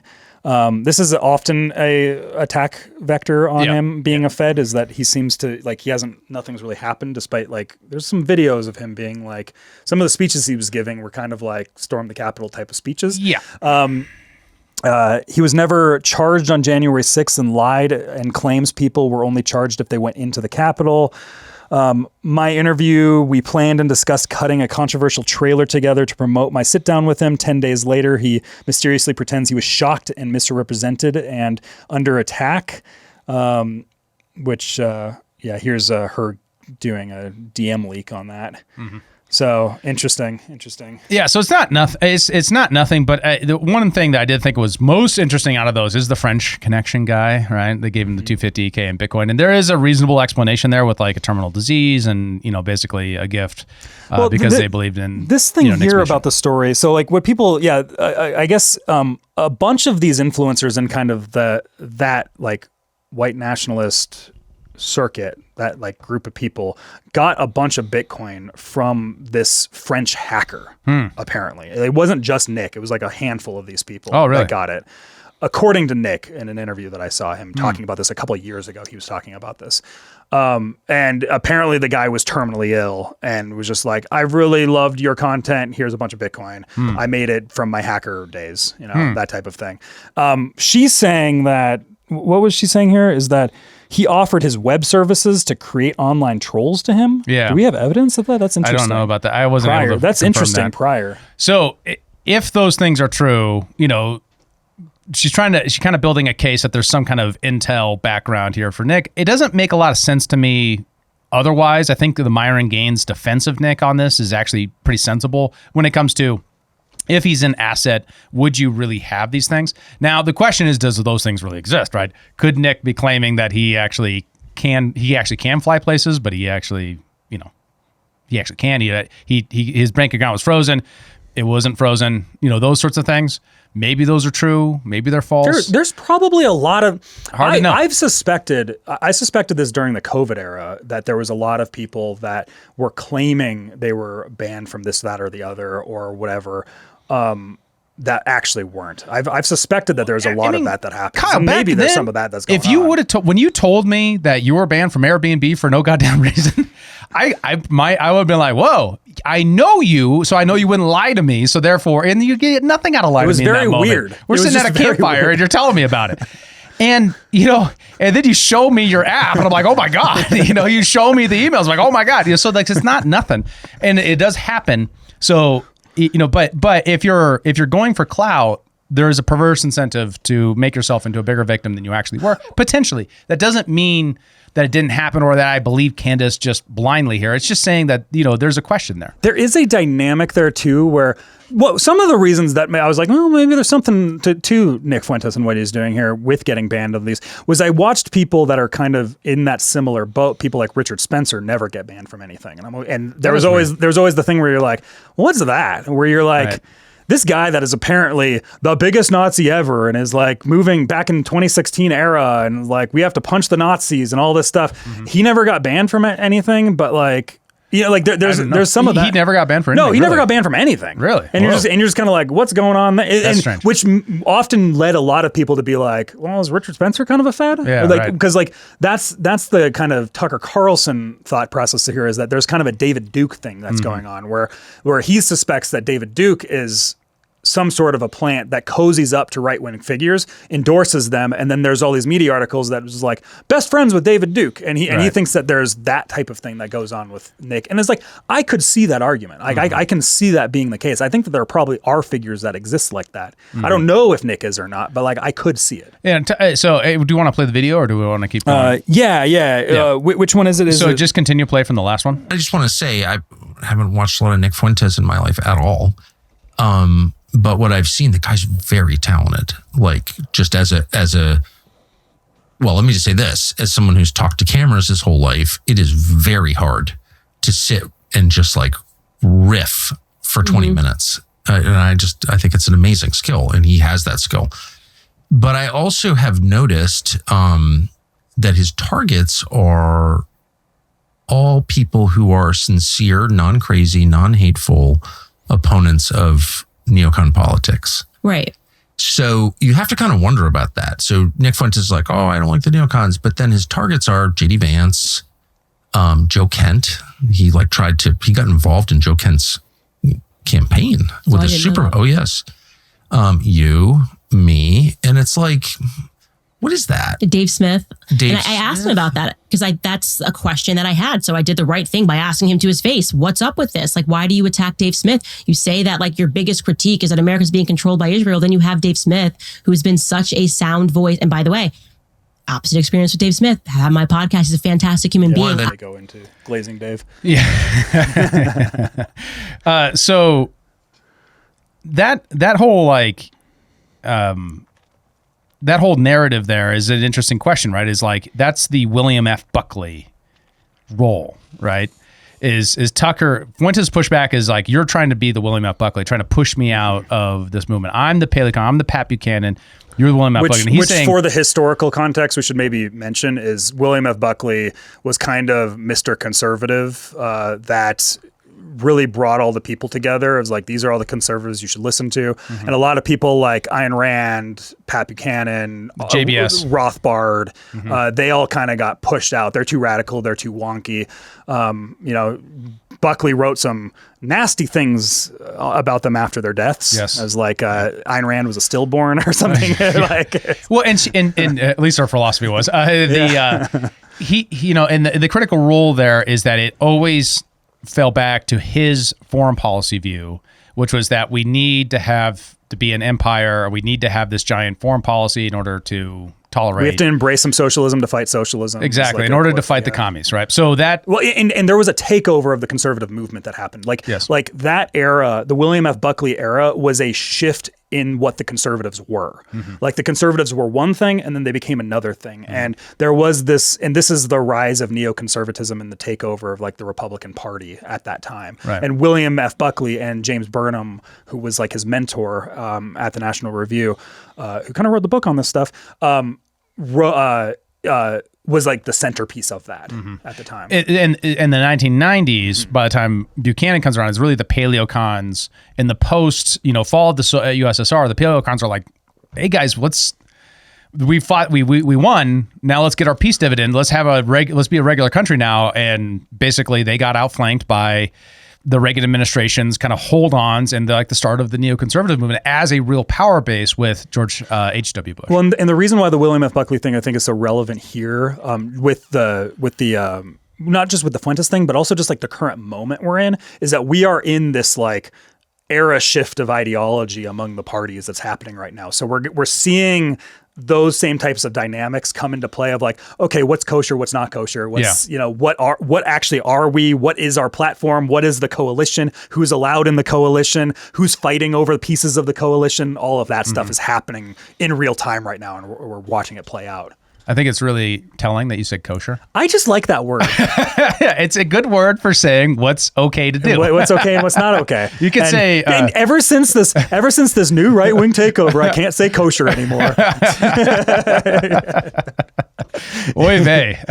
So what's the Muslim word for that? It's halal. Halal. So you just say halal. What's halal and what is halal? Well, I'm not going to say that in a right-wing context.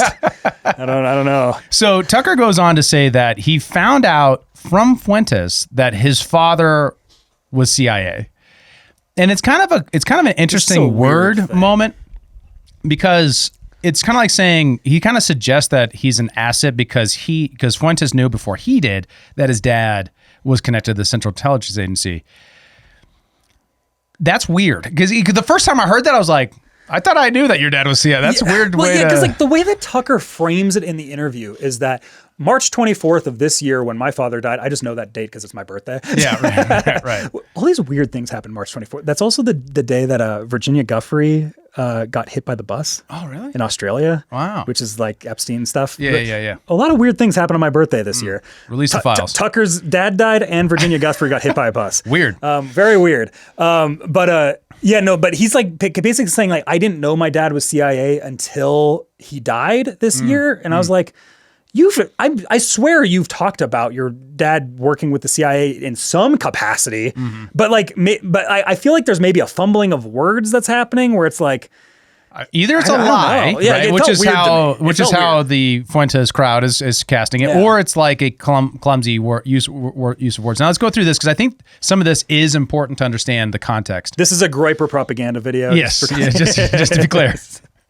And he's attacking my dad as a CIA, his dad's in the CIA or whatever. And I'm like, well, that's untrue. Then my father dies, and I learn actually, was involved in that world. I was completely shocked by it. So no one has to believe me, but that's just a fact. Right. This was in March of this year. And so when I applied to CIA, and I've taken a lot of crap, including from Putin, like, you're from a CIA family. Well, yeah, obviously my father worked in conjunction with CIA. I mean, that's what that is. And I tried to join the CIA. He had a bunch of them. He ran the Voice of America for a long time, maybe 5 or 6 years. He was an ambassador in Africa, and then he ran something called the Corporation for Public Broadcasting. I mean, the guy who took out Mossadegh lived on my street, one of the Roosevelt CIA officer.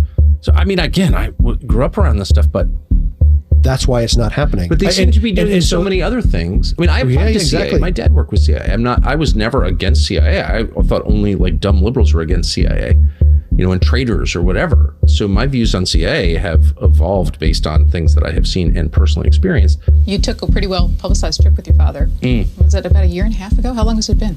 Since we were in Pakistan. Down to Nicaragua for the summer and work and, get involved in the war, and support the side that we thought was right. Where you got left behind for a couple of days. Oh, no, that was when I went to Vietnam with John McCain. Yeah, I had a hassle at the airport. And are you still traveling with your father on trips? We spent the summer in Nicaragua trying to get a sense of the war there, and all kinds of hilarity ensued. But yourself, my father's a great guy to travel with, and very amusing and adventurous person who's up for anything. So I said, let's go to Pakistan. Okay. And we have the internet to expose the lies. This isn't 20 years ago when you were on CNN. Yeah. And we couldn't expose. So at least a part of this is some distinctions in language that's like, there's a difference between being an agent, an asset. You could also go like collaborator, informant, your dad working with versus being an agent of. Language games. And these could be manipulated, or they could be unconscious, right? I mean, you could tell a story out of this, just trying to be as absolutely fair as I can to Tucker as possible, and maybe too charitable, but I'm trying to do good Christian charity here. Which is that, his father was with Voice of America, with major foundations that are tightly tied to the CIA, and is deducting from that there was connection there. And then after his death, found a deeper connection than he originally anticipated. That is possible looking at the existing evidence we have, especially it appears to me that at least a part of this is a confusion between Voice of America, which is a different organization from Radio Free Europe, Radio Liberty, and others. RFE, Radio Free Europe, and Radio Liberty were both outed in the Church Committee era after Watergate as CIA cutouts. Outright. We know that 100%.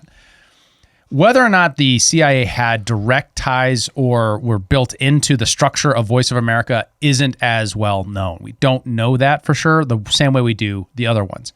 Now, you could have this suspicion that they were, and that suspicion from when it was founded in the 1942 to the 1970s is like, I'm pretty comfortable with that suspicion. Well, and it's also, we just with what we know from Project Mockingbird. Is that the project? Is that what it's called? Yeah, Project Mockingbird. Yeah. There's like reasonable suspicion on a lot of these things too, where so he was appointed by Reagan to be associate director of the United States Information Agency, and I'm just pulling this from Wikipedia. And then he became the director of of Voices of America, which is like a U.S. government funded operation. Like it's a U.S. funded thing. But then he also later in '92 became the CEO of the Corporation of Public Broadcasting, which is also a private corporation funded by the American people. Yeah.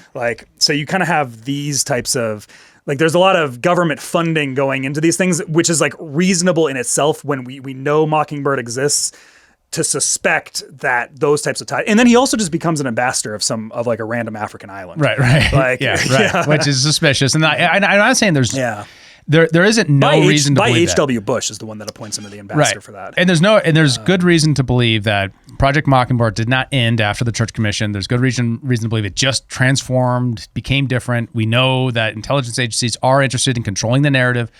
Were they more limited after the Smith-Mundt Act and other sorts of reactions to the FISA Act and things like that tried to constrain the intelligence agencies in the wake of Watergate? Maybe some did that. Were they able to get around that? Probably, but we don't know. But I think it's a real accusation to make. It's not nothing. But the idea that Tucker didn't know those things from the height that he was at in media circa the late 90s and early 2000s, non-trivial, right? I mean, are a real phenomenon. Like, it's not nothing. Well, maybe to steelman Tucker here a bit, I could see a world where Tucker is just like a useful idiot in things. And I mean that from like a technical definition. Especially early on. I mean, he supported the Iraq War. And Tucker kind of says that he was a useful idiot in a lot of things. Where it's like, I just was part of the culture and I had no idea what was going on. And maybe he was just like completely oblivious. He was just part of like the media culture that was going on. And that's the case. He says, I know in his podcast, since he kind of started his podcast after leaving Fox, I know he's said things like, and maybe he puts it in the realm of, I suspect my father was part of Operation Mockingbird or something like that. Yeah. But like maybe there's it became a lot more suspicions of his father's activity, and then he learned truth this year. Yes. Like it could be that type of a thing. And I would honestly like to hear Tucker explain that. I think it would be super interesting if he just explained that in some of like that evolution. But you're also from like his perspective. defending your dad. There's also that. And that's tough. That's a hard thing to ask someone to do. I mean, it's his dad, I don't know. If it was my dad, I'd be like, yeah, CIA is great when my dad was in it, but now it's bad. I would have a hard time.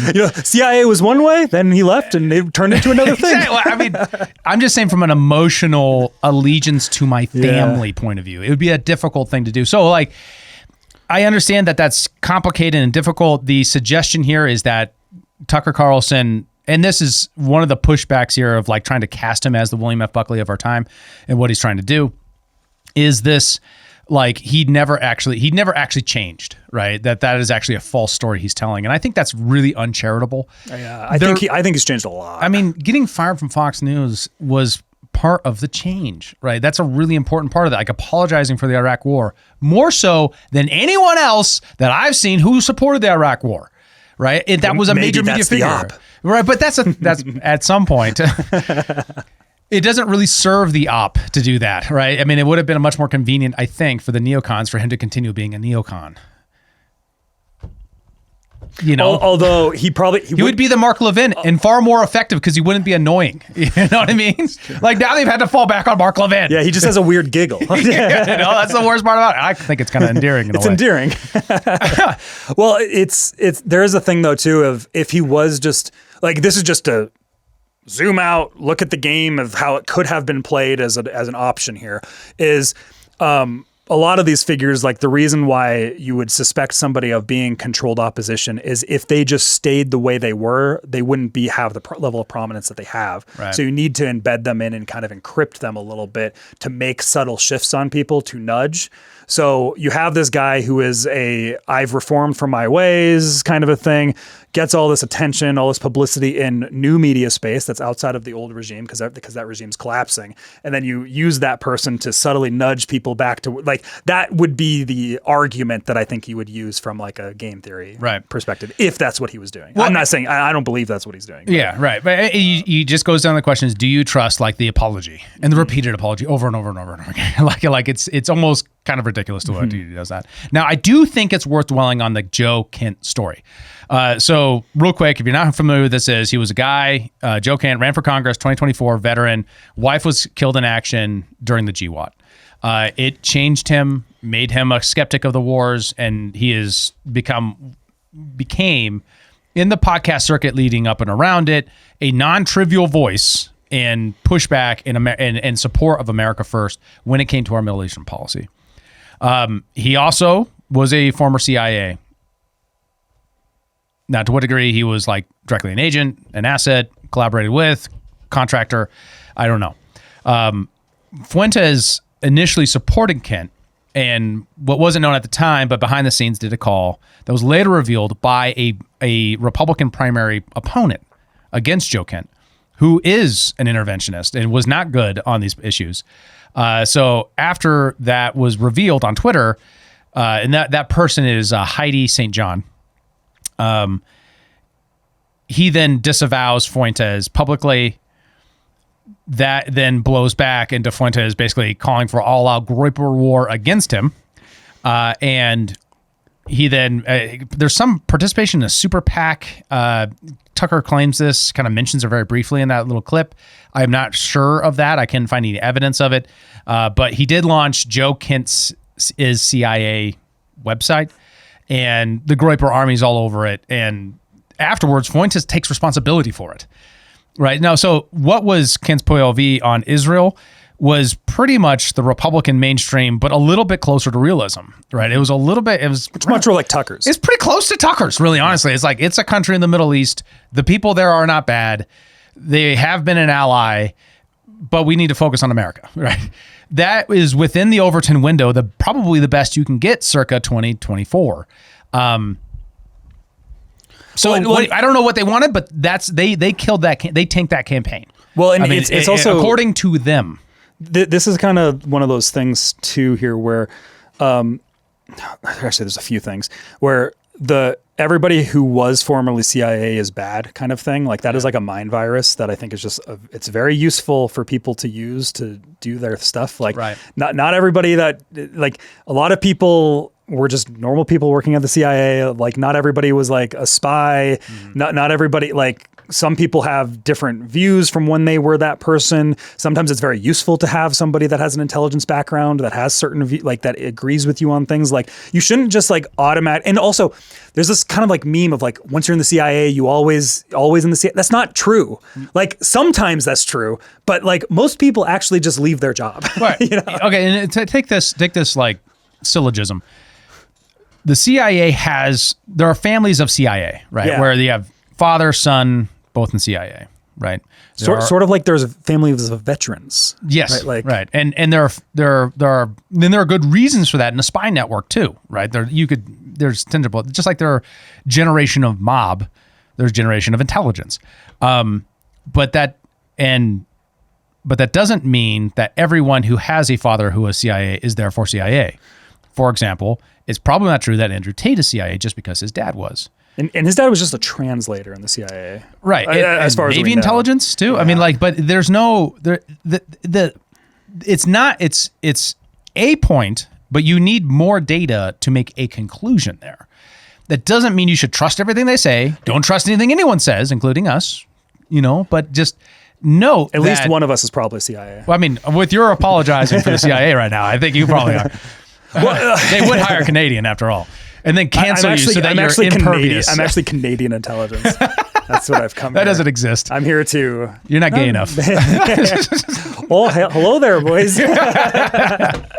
But you see what I mean? Like it's eighth point to consider, but it's insufficient data. My experience, I know several people who have a dad that was in the CIA.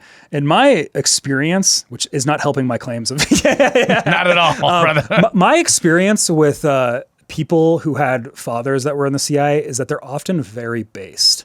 Is like, because they like their dad comes home, is saying all this like cryptic stuff at the dinner table that can't talk about their job, and it gets their kid like super curious about things, and they become extremely skeptical of the narrative, especially if it's somebody that was kind of like high up CIA, like higher, like if you were just like a standard operative, usually you're a lot more like bought into the program, but like the experiences of people that had like somebody that was maybe higher up in the echelon, usually it's just like, yeah, that Brokoff guy, what's on this say, like everybody says he's just like, you can always trust him. You can't trust him. Can't trust him.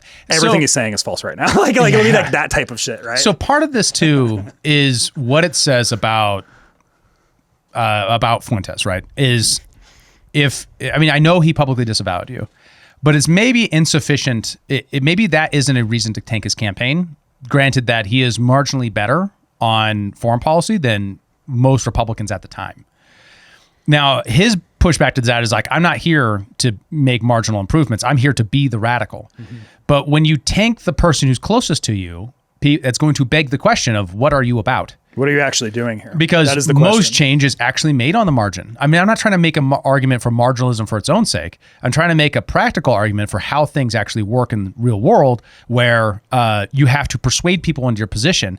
And you often, like you do, Nick Fuentes, on your interviews, are arguing de minimis, arguing on the margin, the closest I can get you to take one step my direction, that elections actually work the same way. And that if someone who is closer to you needs to disavow you in order to get elected, that doesn't mean they actually are your opponent per se, because you're the one who consciously is picking the most radical form of pro-Israel skepticism, such as that all Jews are part of this conspiracy to, to dominate the world or something like that.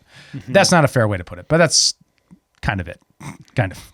Well, it's I'm not trying to it's be one of those unfair. things where just like the game theory feels off, and it makes me think that there's a different game that he's playing. Yes. And like, and I don't know exactly what the game is, but like, it feels like there's another game that's being played with him. Yeah. It's just because like, I've just seen him do these 180 turns all the time. And it's just like, it always makes me feel where I'm like, I feel like I kind of generally get the logic of what people's doing. Like maybe you're just way more high level thinking than I am or something, like, I don't know. But like, I'm not seeing like you're making enemies of people that shouldn't be your enemies. You're like, and some of it might just be like sporadic. I've been canceled by everybody and everybody hates me, so I'm an enemy of everybody, so I'll be the villain. Like there could be the burn it down, I'm the villain type of thing that's happening. Like there could be a lot of that happens too. Like that could just be the ego play. I don't know. The accelerationist approach. Like we need to lose in order for us to win. We need to keep on. There is a lot of that game theory that people are becoming on the internet. I think people are becoming more privy to that types of game theory, and sometimes that's true. Sometimes that is relevant, and like in a lot of ways, like I think Trump is better now than he would have been in 2020 because of the loss. Yeah. In 2020. Like, and like, there's like a, like there's a thing to that where you're like, but in 2020, are you going to plan for, right. Are you going to plan around that? Like, that seems, that's kind of, it's a strange approach, but I do understand that approach. I just think it's a flawed approach depending upon what you have to lose, right? If how sensitive you are to the short term. Yeah, like sometimes in chess you need to make a queen sacrifice to batter through the pawns to break their structure or something. Like sometimes you got to do that. Yeah. Right. And like and sometimes like maybe there's some of that type of thinking that goes on. Right. Yeah. I could see that, especially if you are canceled and you need to break through the censorship barrier, and that's trying to put as fairly as I can from Fuentes' point of view. So. You had some questions, or at least some comments that you want to make about the connections between.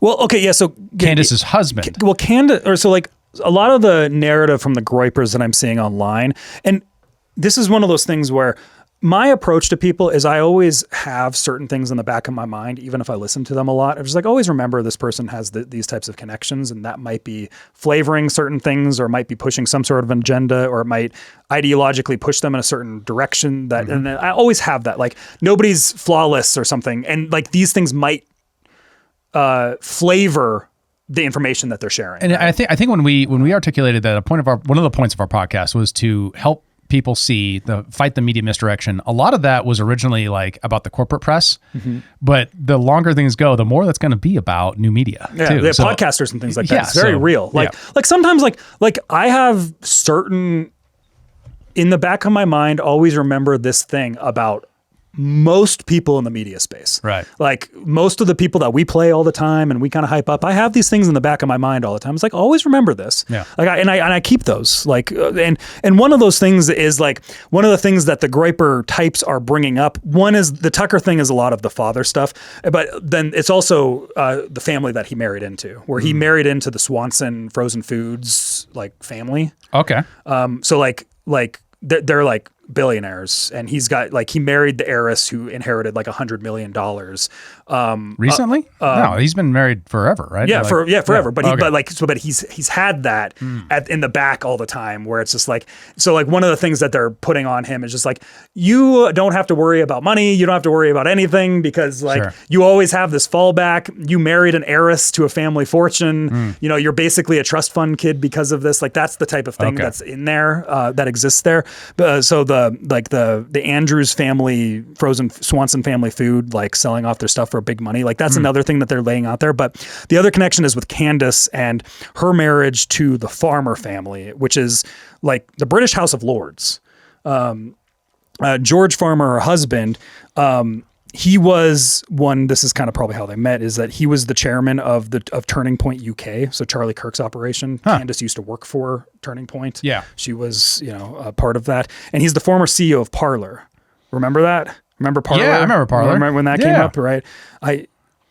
I had skepticisms of Parler at the time, and I was just kind of like, oh, this is the same guy. I didn't even realize that. So like that's like a thing that struck me there, where I was like, I had certain skepticisms of like, I felt like a bunch of people were being brought onto Parler, and I thought there might be an intelligence operation there.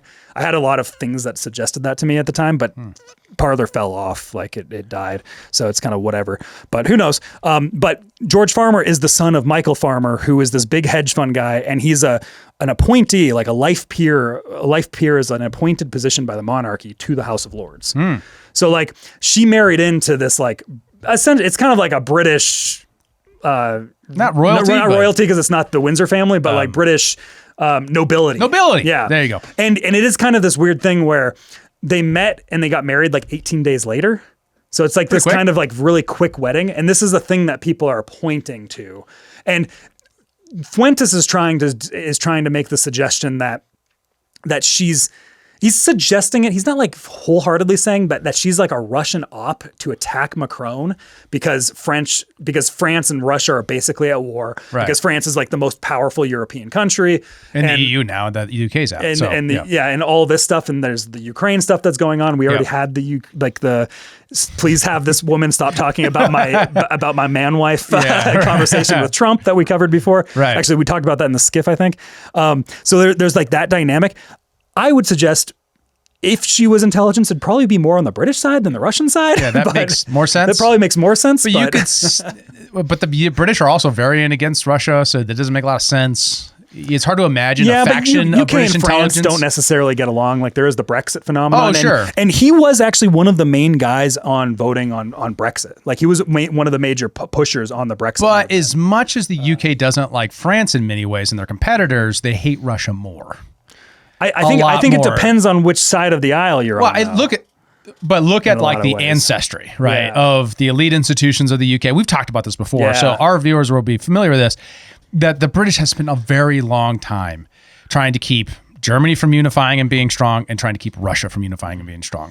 So like that story goes back to Waterloo. He is a member of the Conservative Party, and I don't know exactly his stances on Ukraine and stuff like that. But like there might be a dynamic there of like the Liberals being more pro-Ukraine, and there might be some of that goes on. I don't think it's as divided as it is in America on that. Right. You can imagine it.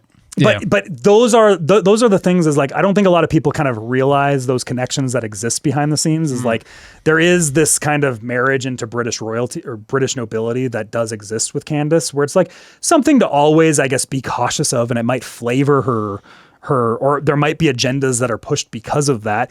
Now, Michael Farmer, her father-in-law, did kind of make public statements about her anti-Israel views at the time. So it kind of suggests that there is maybe divisions on that particular issue that exists within the family. Yeah. And I would suspect that, but some of that might just be politics. Well, and the UK government's cracking down on citizens about speech about Israel. So it's not, it doesn't align with that story well at all. I mean, it'd be very hard to believe.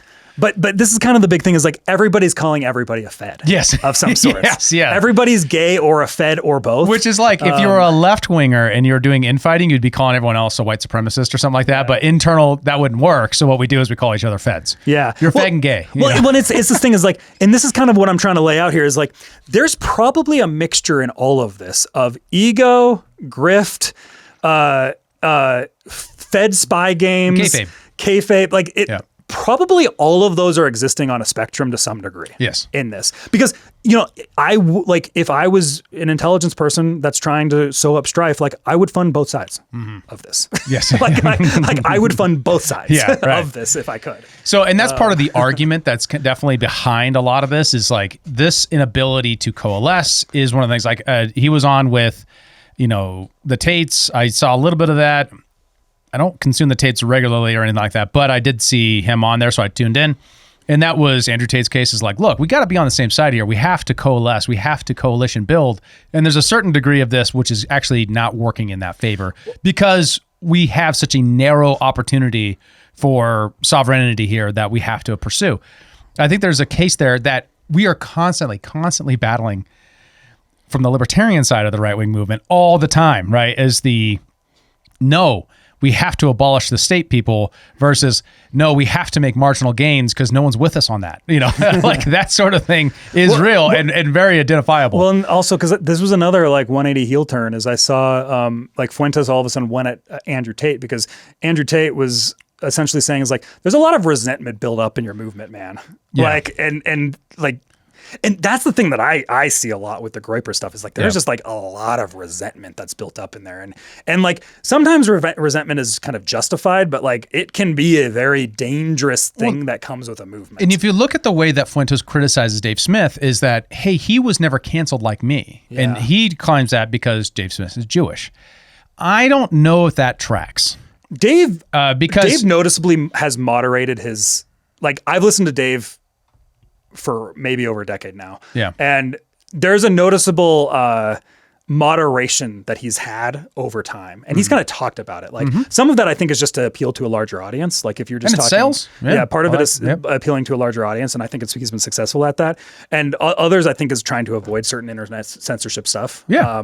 Rationally. Yeah. So like, I think that Dave has played it strategically in a sense. Well, and played it better with better connections, right? So Dave knows Joe Rogan. So he brought Dave on to debate Murray, not because he's Jewish, but maybe a little bit, but because he knows him. Yeah, and has had him on friends. before. So like you and your claim, like he's just a token. You're like, well, but he has contributed. But what if Joe Rogan is the op? But he's contributed a lot of value outside this. Like he got bigger off of COVID. He got bigger off of Russia, Ukraine. He only really became big on Israel. And that's why he's like a Johnny come lately from the Fuentes point of view, because he started talking about it, but he was already big on foreign policy because of Ukraine. He was talking about it then too. So like the rise makes sense. It doesn't look to me, trying to step back and trying to look at it and try to say like, is there a case here? I don't see it because the connections make too much sense. And then the other part of that is you have to understand Fuentes' point of view of this being about Jewish power, right? And when he gets explicit about that, Dave Smith's Jewishness is the problem far more so than anything else. Because if Dave Smith was white, would Fuentes have this problem? Well, if Candace Owen was black, would she have this problem? And I think he sees Candace in the same light, is that she was this token black girl. They call her DEI, right? Yeah. And it's like, but that is like in such... I get the cultural criticism there. Like there's a cultural criticism that it's it is what it is. It would be like me saying, well, why can't I talk about Me Too? It's like, well, because I look like the bad guy in that story, right? Or because why can't I talk about, the Jewish question or something like that? Because I look like that guy that would do that, right? People don't want to hear from me on that. If you orientate to that with resentment, it turns me off to you, right? Because like you're not being mature about the reality of the state of things. That doesn't take away from the criticism of that we should have tolerance for people to have disagreements regardless of the color of their skin or their ethnic background. But that's the thing is that he simultaneously does that and then wants to have a conversation about those things, right? So like he needs white representation of the anti-Israel point of view in order to be satisfied. Even as he isn't going around saying how awesome Scott Horton is, right? Who's a white dude, right? I mean, like that's not been his platform. And even as Scott Horton has been platformed out of Dave Smith, there's no appreciation for that as well. So like there's a tremendous amount of anxiety out of that crowd simply because Dave Smith is Jewish, which doesn't win you any favors. Because when you say, I'm not an anti-Semite, and then you say, I'm concerned about Jewishness. And that's the reason why Dave Smith is a token. And that's the only reason you had him on. It's like, no, there are alternative explanations here. He is a talented guy. He is a great communicator. He is smart. He's all these things that you admit yourself. And then you say, but it's just that. It's either playing too much to his audience or it's legitimately grievance-based politics, which turns off right-wingers, man. It turns out, I mean, unless you have the very specific grievance. Well, it's also just a lot of these people that have really emerged pretty much since the October 7th stuff is like their only issue is Israel. And I think that and is immigration, to be fair.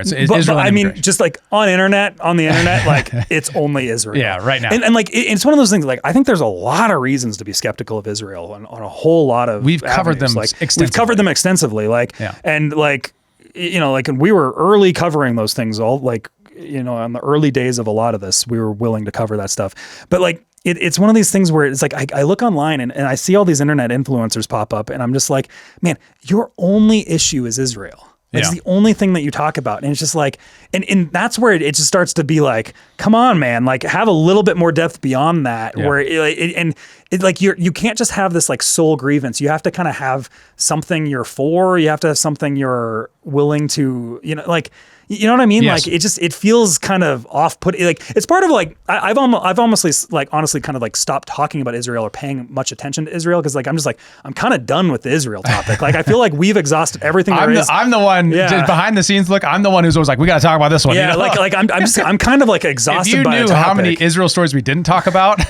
that's where I feel where I'm just like I feel like the world's becoming exhausted by the Israel topic. Like if there's something major, I want to cover it. But like we've kind of covered the Israeli influence in American politics plenty, and I think that should be covered. But I like making an entire doing 100 episodes of life about it. Your entire philosophy of life about it is kind of like this thing where you're like.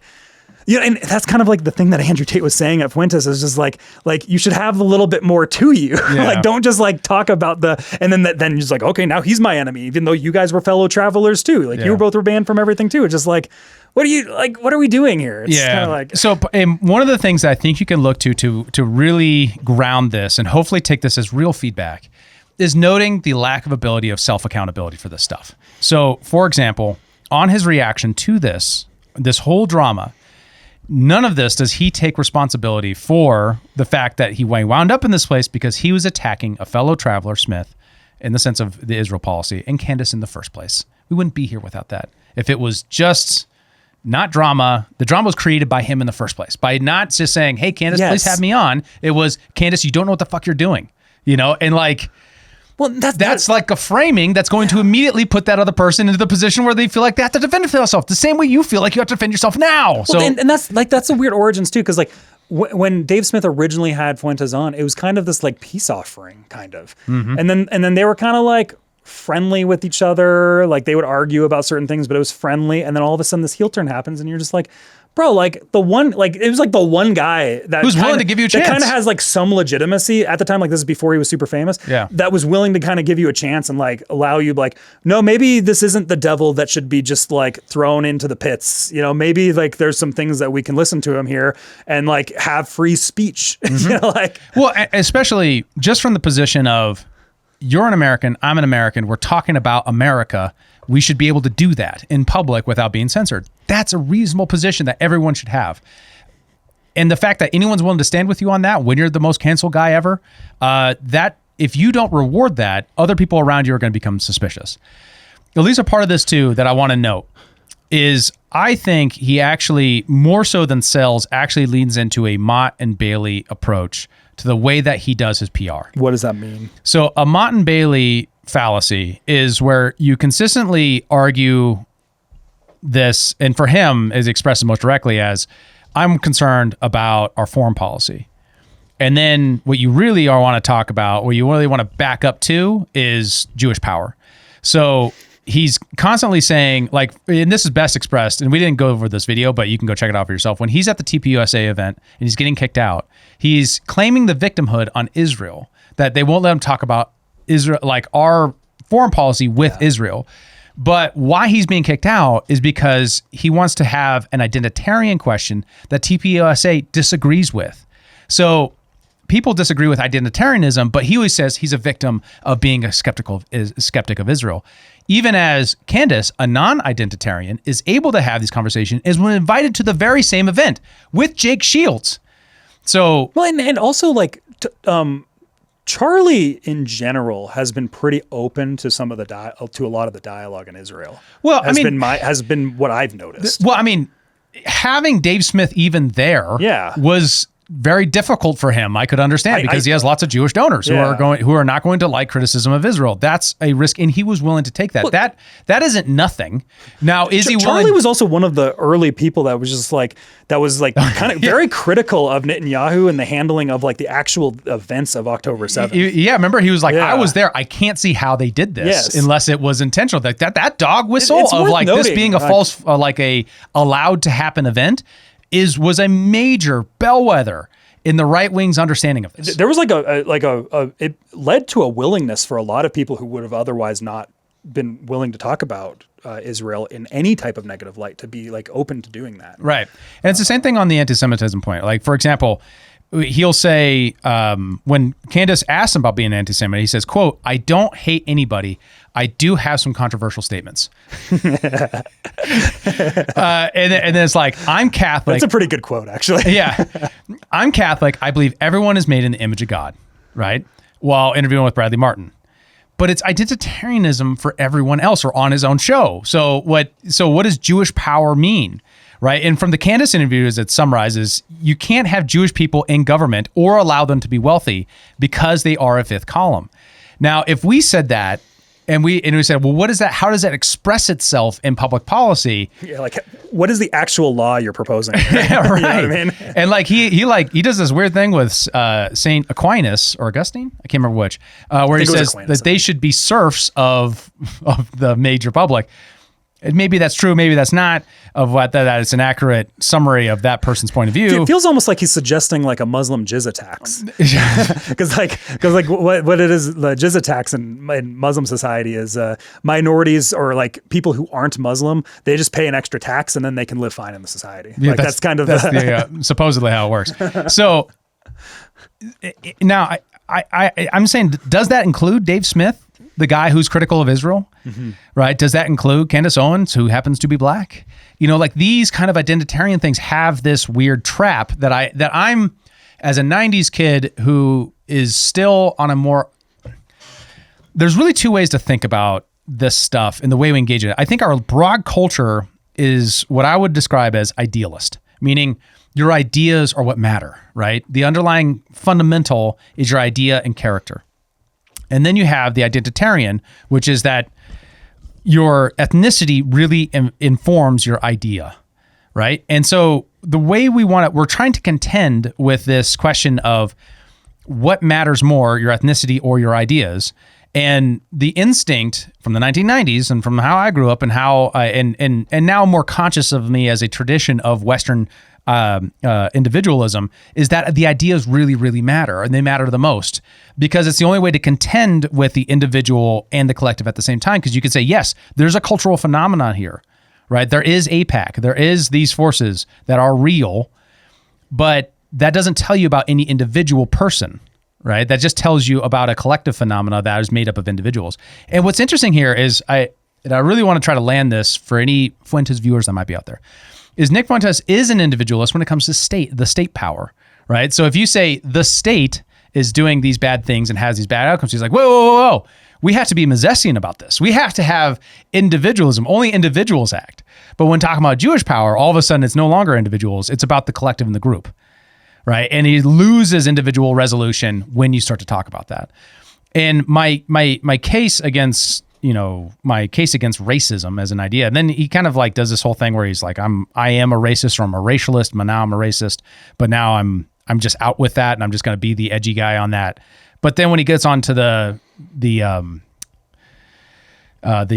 interview bracket, then he's not a racist anymore. He doesn't hate anybody. Okay, so what do we mean by racism? What you mean is that this identitarian idea, but that identitarian idea itself is that's that collective thing. You're saying all these collectives, they don't act.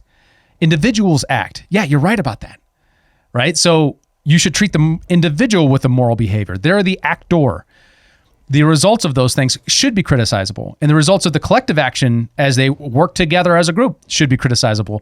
But when you boil it down to ethnicity, you're also including a lot of people in that Venn diagram who have nothing to do with it, such as Dave Smith, but also the local, obstetrician that happens to be Jewish down the street, right? And like casting him with the actions of Bibi Netanyahu is an error. It's a collectivist error that we shouldn't make. One thing that I would maybe, I don't know if this is pushback necessarily, but One thing that does happen, and I think that this is one of the things why figures like Fuentes gain a lot of traction, is that you can kind of from the outside of the group say like everybody should be individuals, but the groups themselves do group up and mob up often.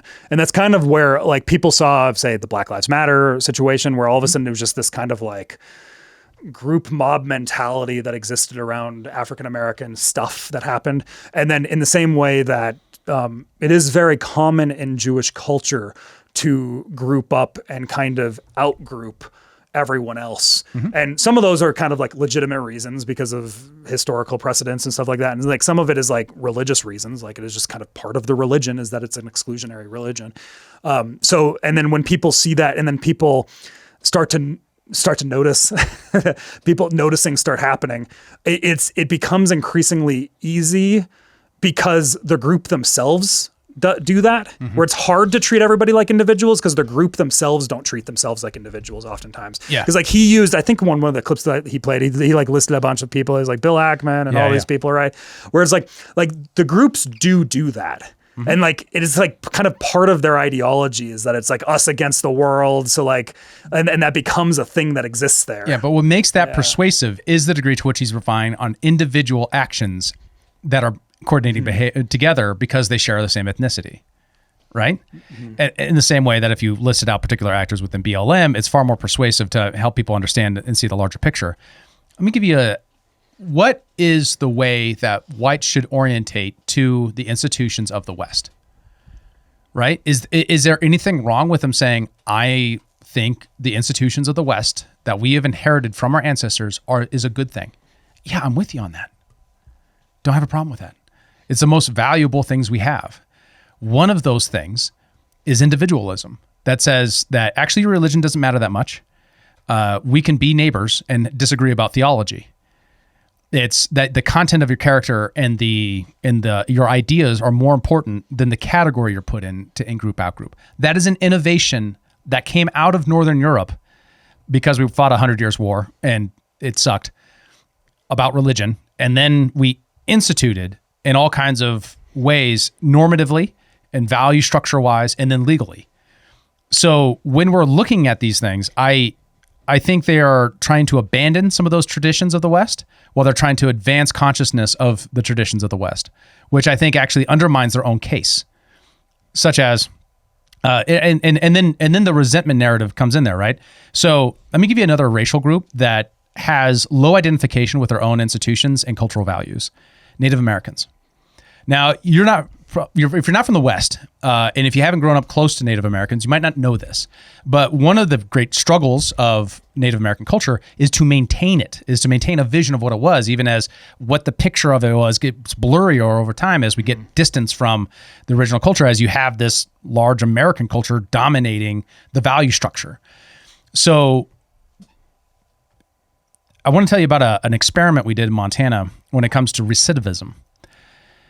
There was a experiment that was run in Montana that took criminals who are Native American and ran them through a resentment reduction course, basically identifying with that person how their resentment for the larger culture that they're in was the underlying cause of what was driving them in such a negative place in their personal lives that then resulted itself in crime.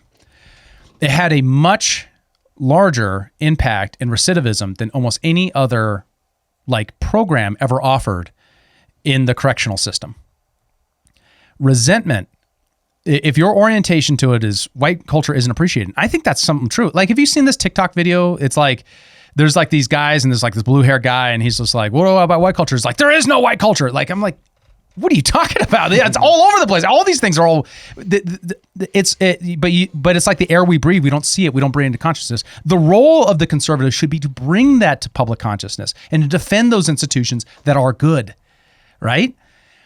Those ideas, brought to the forefront should be the orientation and should be done with the abundance and growth orientated mindset. The Nietzschean energetic mindset, not the fixed pie resentment and envy mindset. And I get it. There's reasons to be that way, but you have to overcome that with a higher value that is an appeal to these things, an unapologetic defense of the institutions that made the West awesome. And my appeal to the Fuentes supporters, the Groypers, is if you focus on that, I think you will be more successful, as is demonstrated that how toxic resentment and that orientation to the limitations can be. And I'm kind of touching on what Tate is orientated to. The limiting. There's a deeply limiting factor by the resentment politics. Yeah. Like, because it doesn't create anything, it just kind of destroys the current thing. And like, you have to be oriented towards something a bit bigger than whatever your grievance is. Mm-hmm. Like, the grievance is useful for fueling things, and like anger is helpful. It's like a useful emotion that you should kind of like, use that hurricane in a good way. Like, you can do that. But if everything is just the resentment, which is what it feels like, just when I examine the internet as a whole, everybody's all doomered and resentful on everything these days. Yep. You're just like, it's not a good movement that has long-term value. It often has very strong short-term value. Like, that's the thing. If what you want is a long-term transformation of our cultural institutions in a positive direction, right? And don't get me wrong, you have to identify problems, and I'm totally fine with that, but you have to do so in a way that orientates towards the better. Another one that I have, and we'll probably close up after this and some more analysis here, is this like constraint on he makes the maximal argument like the enemy of the persuasive argument when he's on his show, right? So that's what fuels a lot of this dynamism. So because he's saying, well, it's not the Zionists, it's not the Frankists, and that's what Candace's theory is, or even Jewish supremacy, none of that's enough. Like, you're not an ally if you are raising that as the problem. He has to go to the racial ethnic place and say the Jews writ large in order to be in the good. And that lack of ability to coalition build isn't marginalism. He criticizes Candace for the Frankism stuff. He believes it's a false flag. It's like a false trail. Such a clear like Jewish tie-in that he could just use there. Yeah, he says because he is so educated on this, he knows that that's fake news. Okay. Yeah. So like, right. and once again, like, I don't know. I mean, I did some looking into the Frankist question. That's a weird way to say it, but the Frankist topic, the Frankist question as a variable. And there's no doubt that there is a historical trend there. There's a thing there, but to what degree it influences a larger part of Judaism, I don't know. That would take an enormous amount of research time. There's definitely like sect of Judaism stuff that exists within that, like from what I've studied in the Frankism question. So like, it's one of those things where I'm like, that's another thing I feel oftentimes with Nick. I don't think he's as well studied on a lot of this as he's kind of pretending he is. I gather that from a lot of the clips I've seen and in a lot of the pushback that he's had with some of these people. Like, it's the same thing where he'll claim that he's like way more studied on the Israel question than Dave Smith. I was like, no, I don't think you are. Like, on the geopolitical, like the geopolitical side of Israel and Gaza and all this stuff, I don't think you are more well studied than Dave Smith. I think you're just kind of like screaming about Jews a lot. Like, I think that's all you're doing. I mean, I don't know. I haven't seen enough of his content to be able to judge it, but I definitely, I think as soon as you beg that question, you have to demonstrate. And there is true that he has a lack of ability to demonstrate because he won't get invited on Piers Morgan. Not because he doesn't want to talk about Israel, because Piers Morgan talks about Israel all the time. It's because he's an identitarian, and that is yucky and gross to anyone who has the more idealist orientation to how we should treat these questions, right? The idea orientation is mainstream. Is that a good thing? We can debate it. But I think largely that's why he's actually cast out. It has nothing to do with his Israel criticism, not in this moment. Maybe it did 5-10 years ago, but not now. Now it has to do with that he is so committed to the racialism question that people can't see past it. Mm-hmm. And I'm not saying this to say that therefore he has to get rid of it. Do your thing, man. This is your platform. Go have fun on your platform. I'm just saying you're also bitching about it at the same time. You're also saying like, this is why it's a problem. It's like, well, people don't have to embrace your views or even platform your views. That's the nature of platforming, is that it is both true that we should largely be tolerant and engage, and that's why we're doing this show. But we also need to be like recognizing that people have their own private property in their podcast that they can do with what they want, just like you do. Well, yeah, because like, kind of just like re-hitting that point. And maybe this might be just a factor of me not consuming enough Nick Fuentes content. Like, I don't know his own show. I just see him on interviews. Yeah, is like a lot of the people he's criticizing about like Candace or Dave or whatever on the Israel stuff is like, they appear like when I watch their content, I feel like they're bringing a bunch of information forward that's like reasons to be skeptical about Israel for this, that, or the other. Mm-hmm. Where when I see the Nick Fuentes content, it's much more just like hyperbolic statements. It's not like, here's information to fuel your knowledge base on the subject that would then turn you to be a little bit more skeptical on the state. Yeah, you know what I mean? Yeah, I can see that. I mean, I think it's a potentially a valid criticism. And I've watched a bit of his own live show, and there is parts where I was like, that was a good explanation of the clean break memo. Well done. Okay, really? Like watching some of the other ones. There is some of that. Yeah. I haven't really seen that. Yeah, personally, so that's why. He's a smart kid. Yeah. Like, there's no doubt about that. And I don't mean that to be derogatory. I mean, I like. Yeah, because like I see his commentary on interviews where I'm just like, that's an interesting approach to that topic. Where like, but it's much more of like a commentator opinion type of thing, rather than I'm seeing like a deep knowledge base of the issue underneath it. Like that's often how I see, and I think there's a lot of figures in the commentary world where it's like, it's much more like opinion based, where when I see Dave, obviously there's like opinion bases there, but like when I see him lay out like a foundation of why his opinion exists where it is. Yeah. You know what I mean? That's anchored in mainstream consciousness of the dynamic of the GWAT, right? For example, or whatever the topic is. Yeah, I totally get you there. Mm-hmm.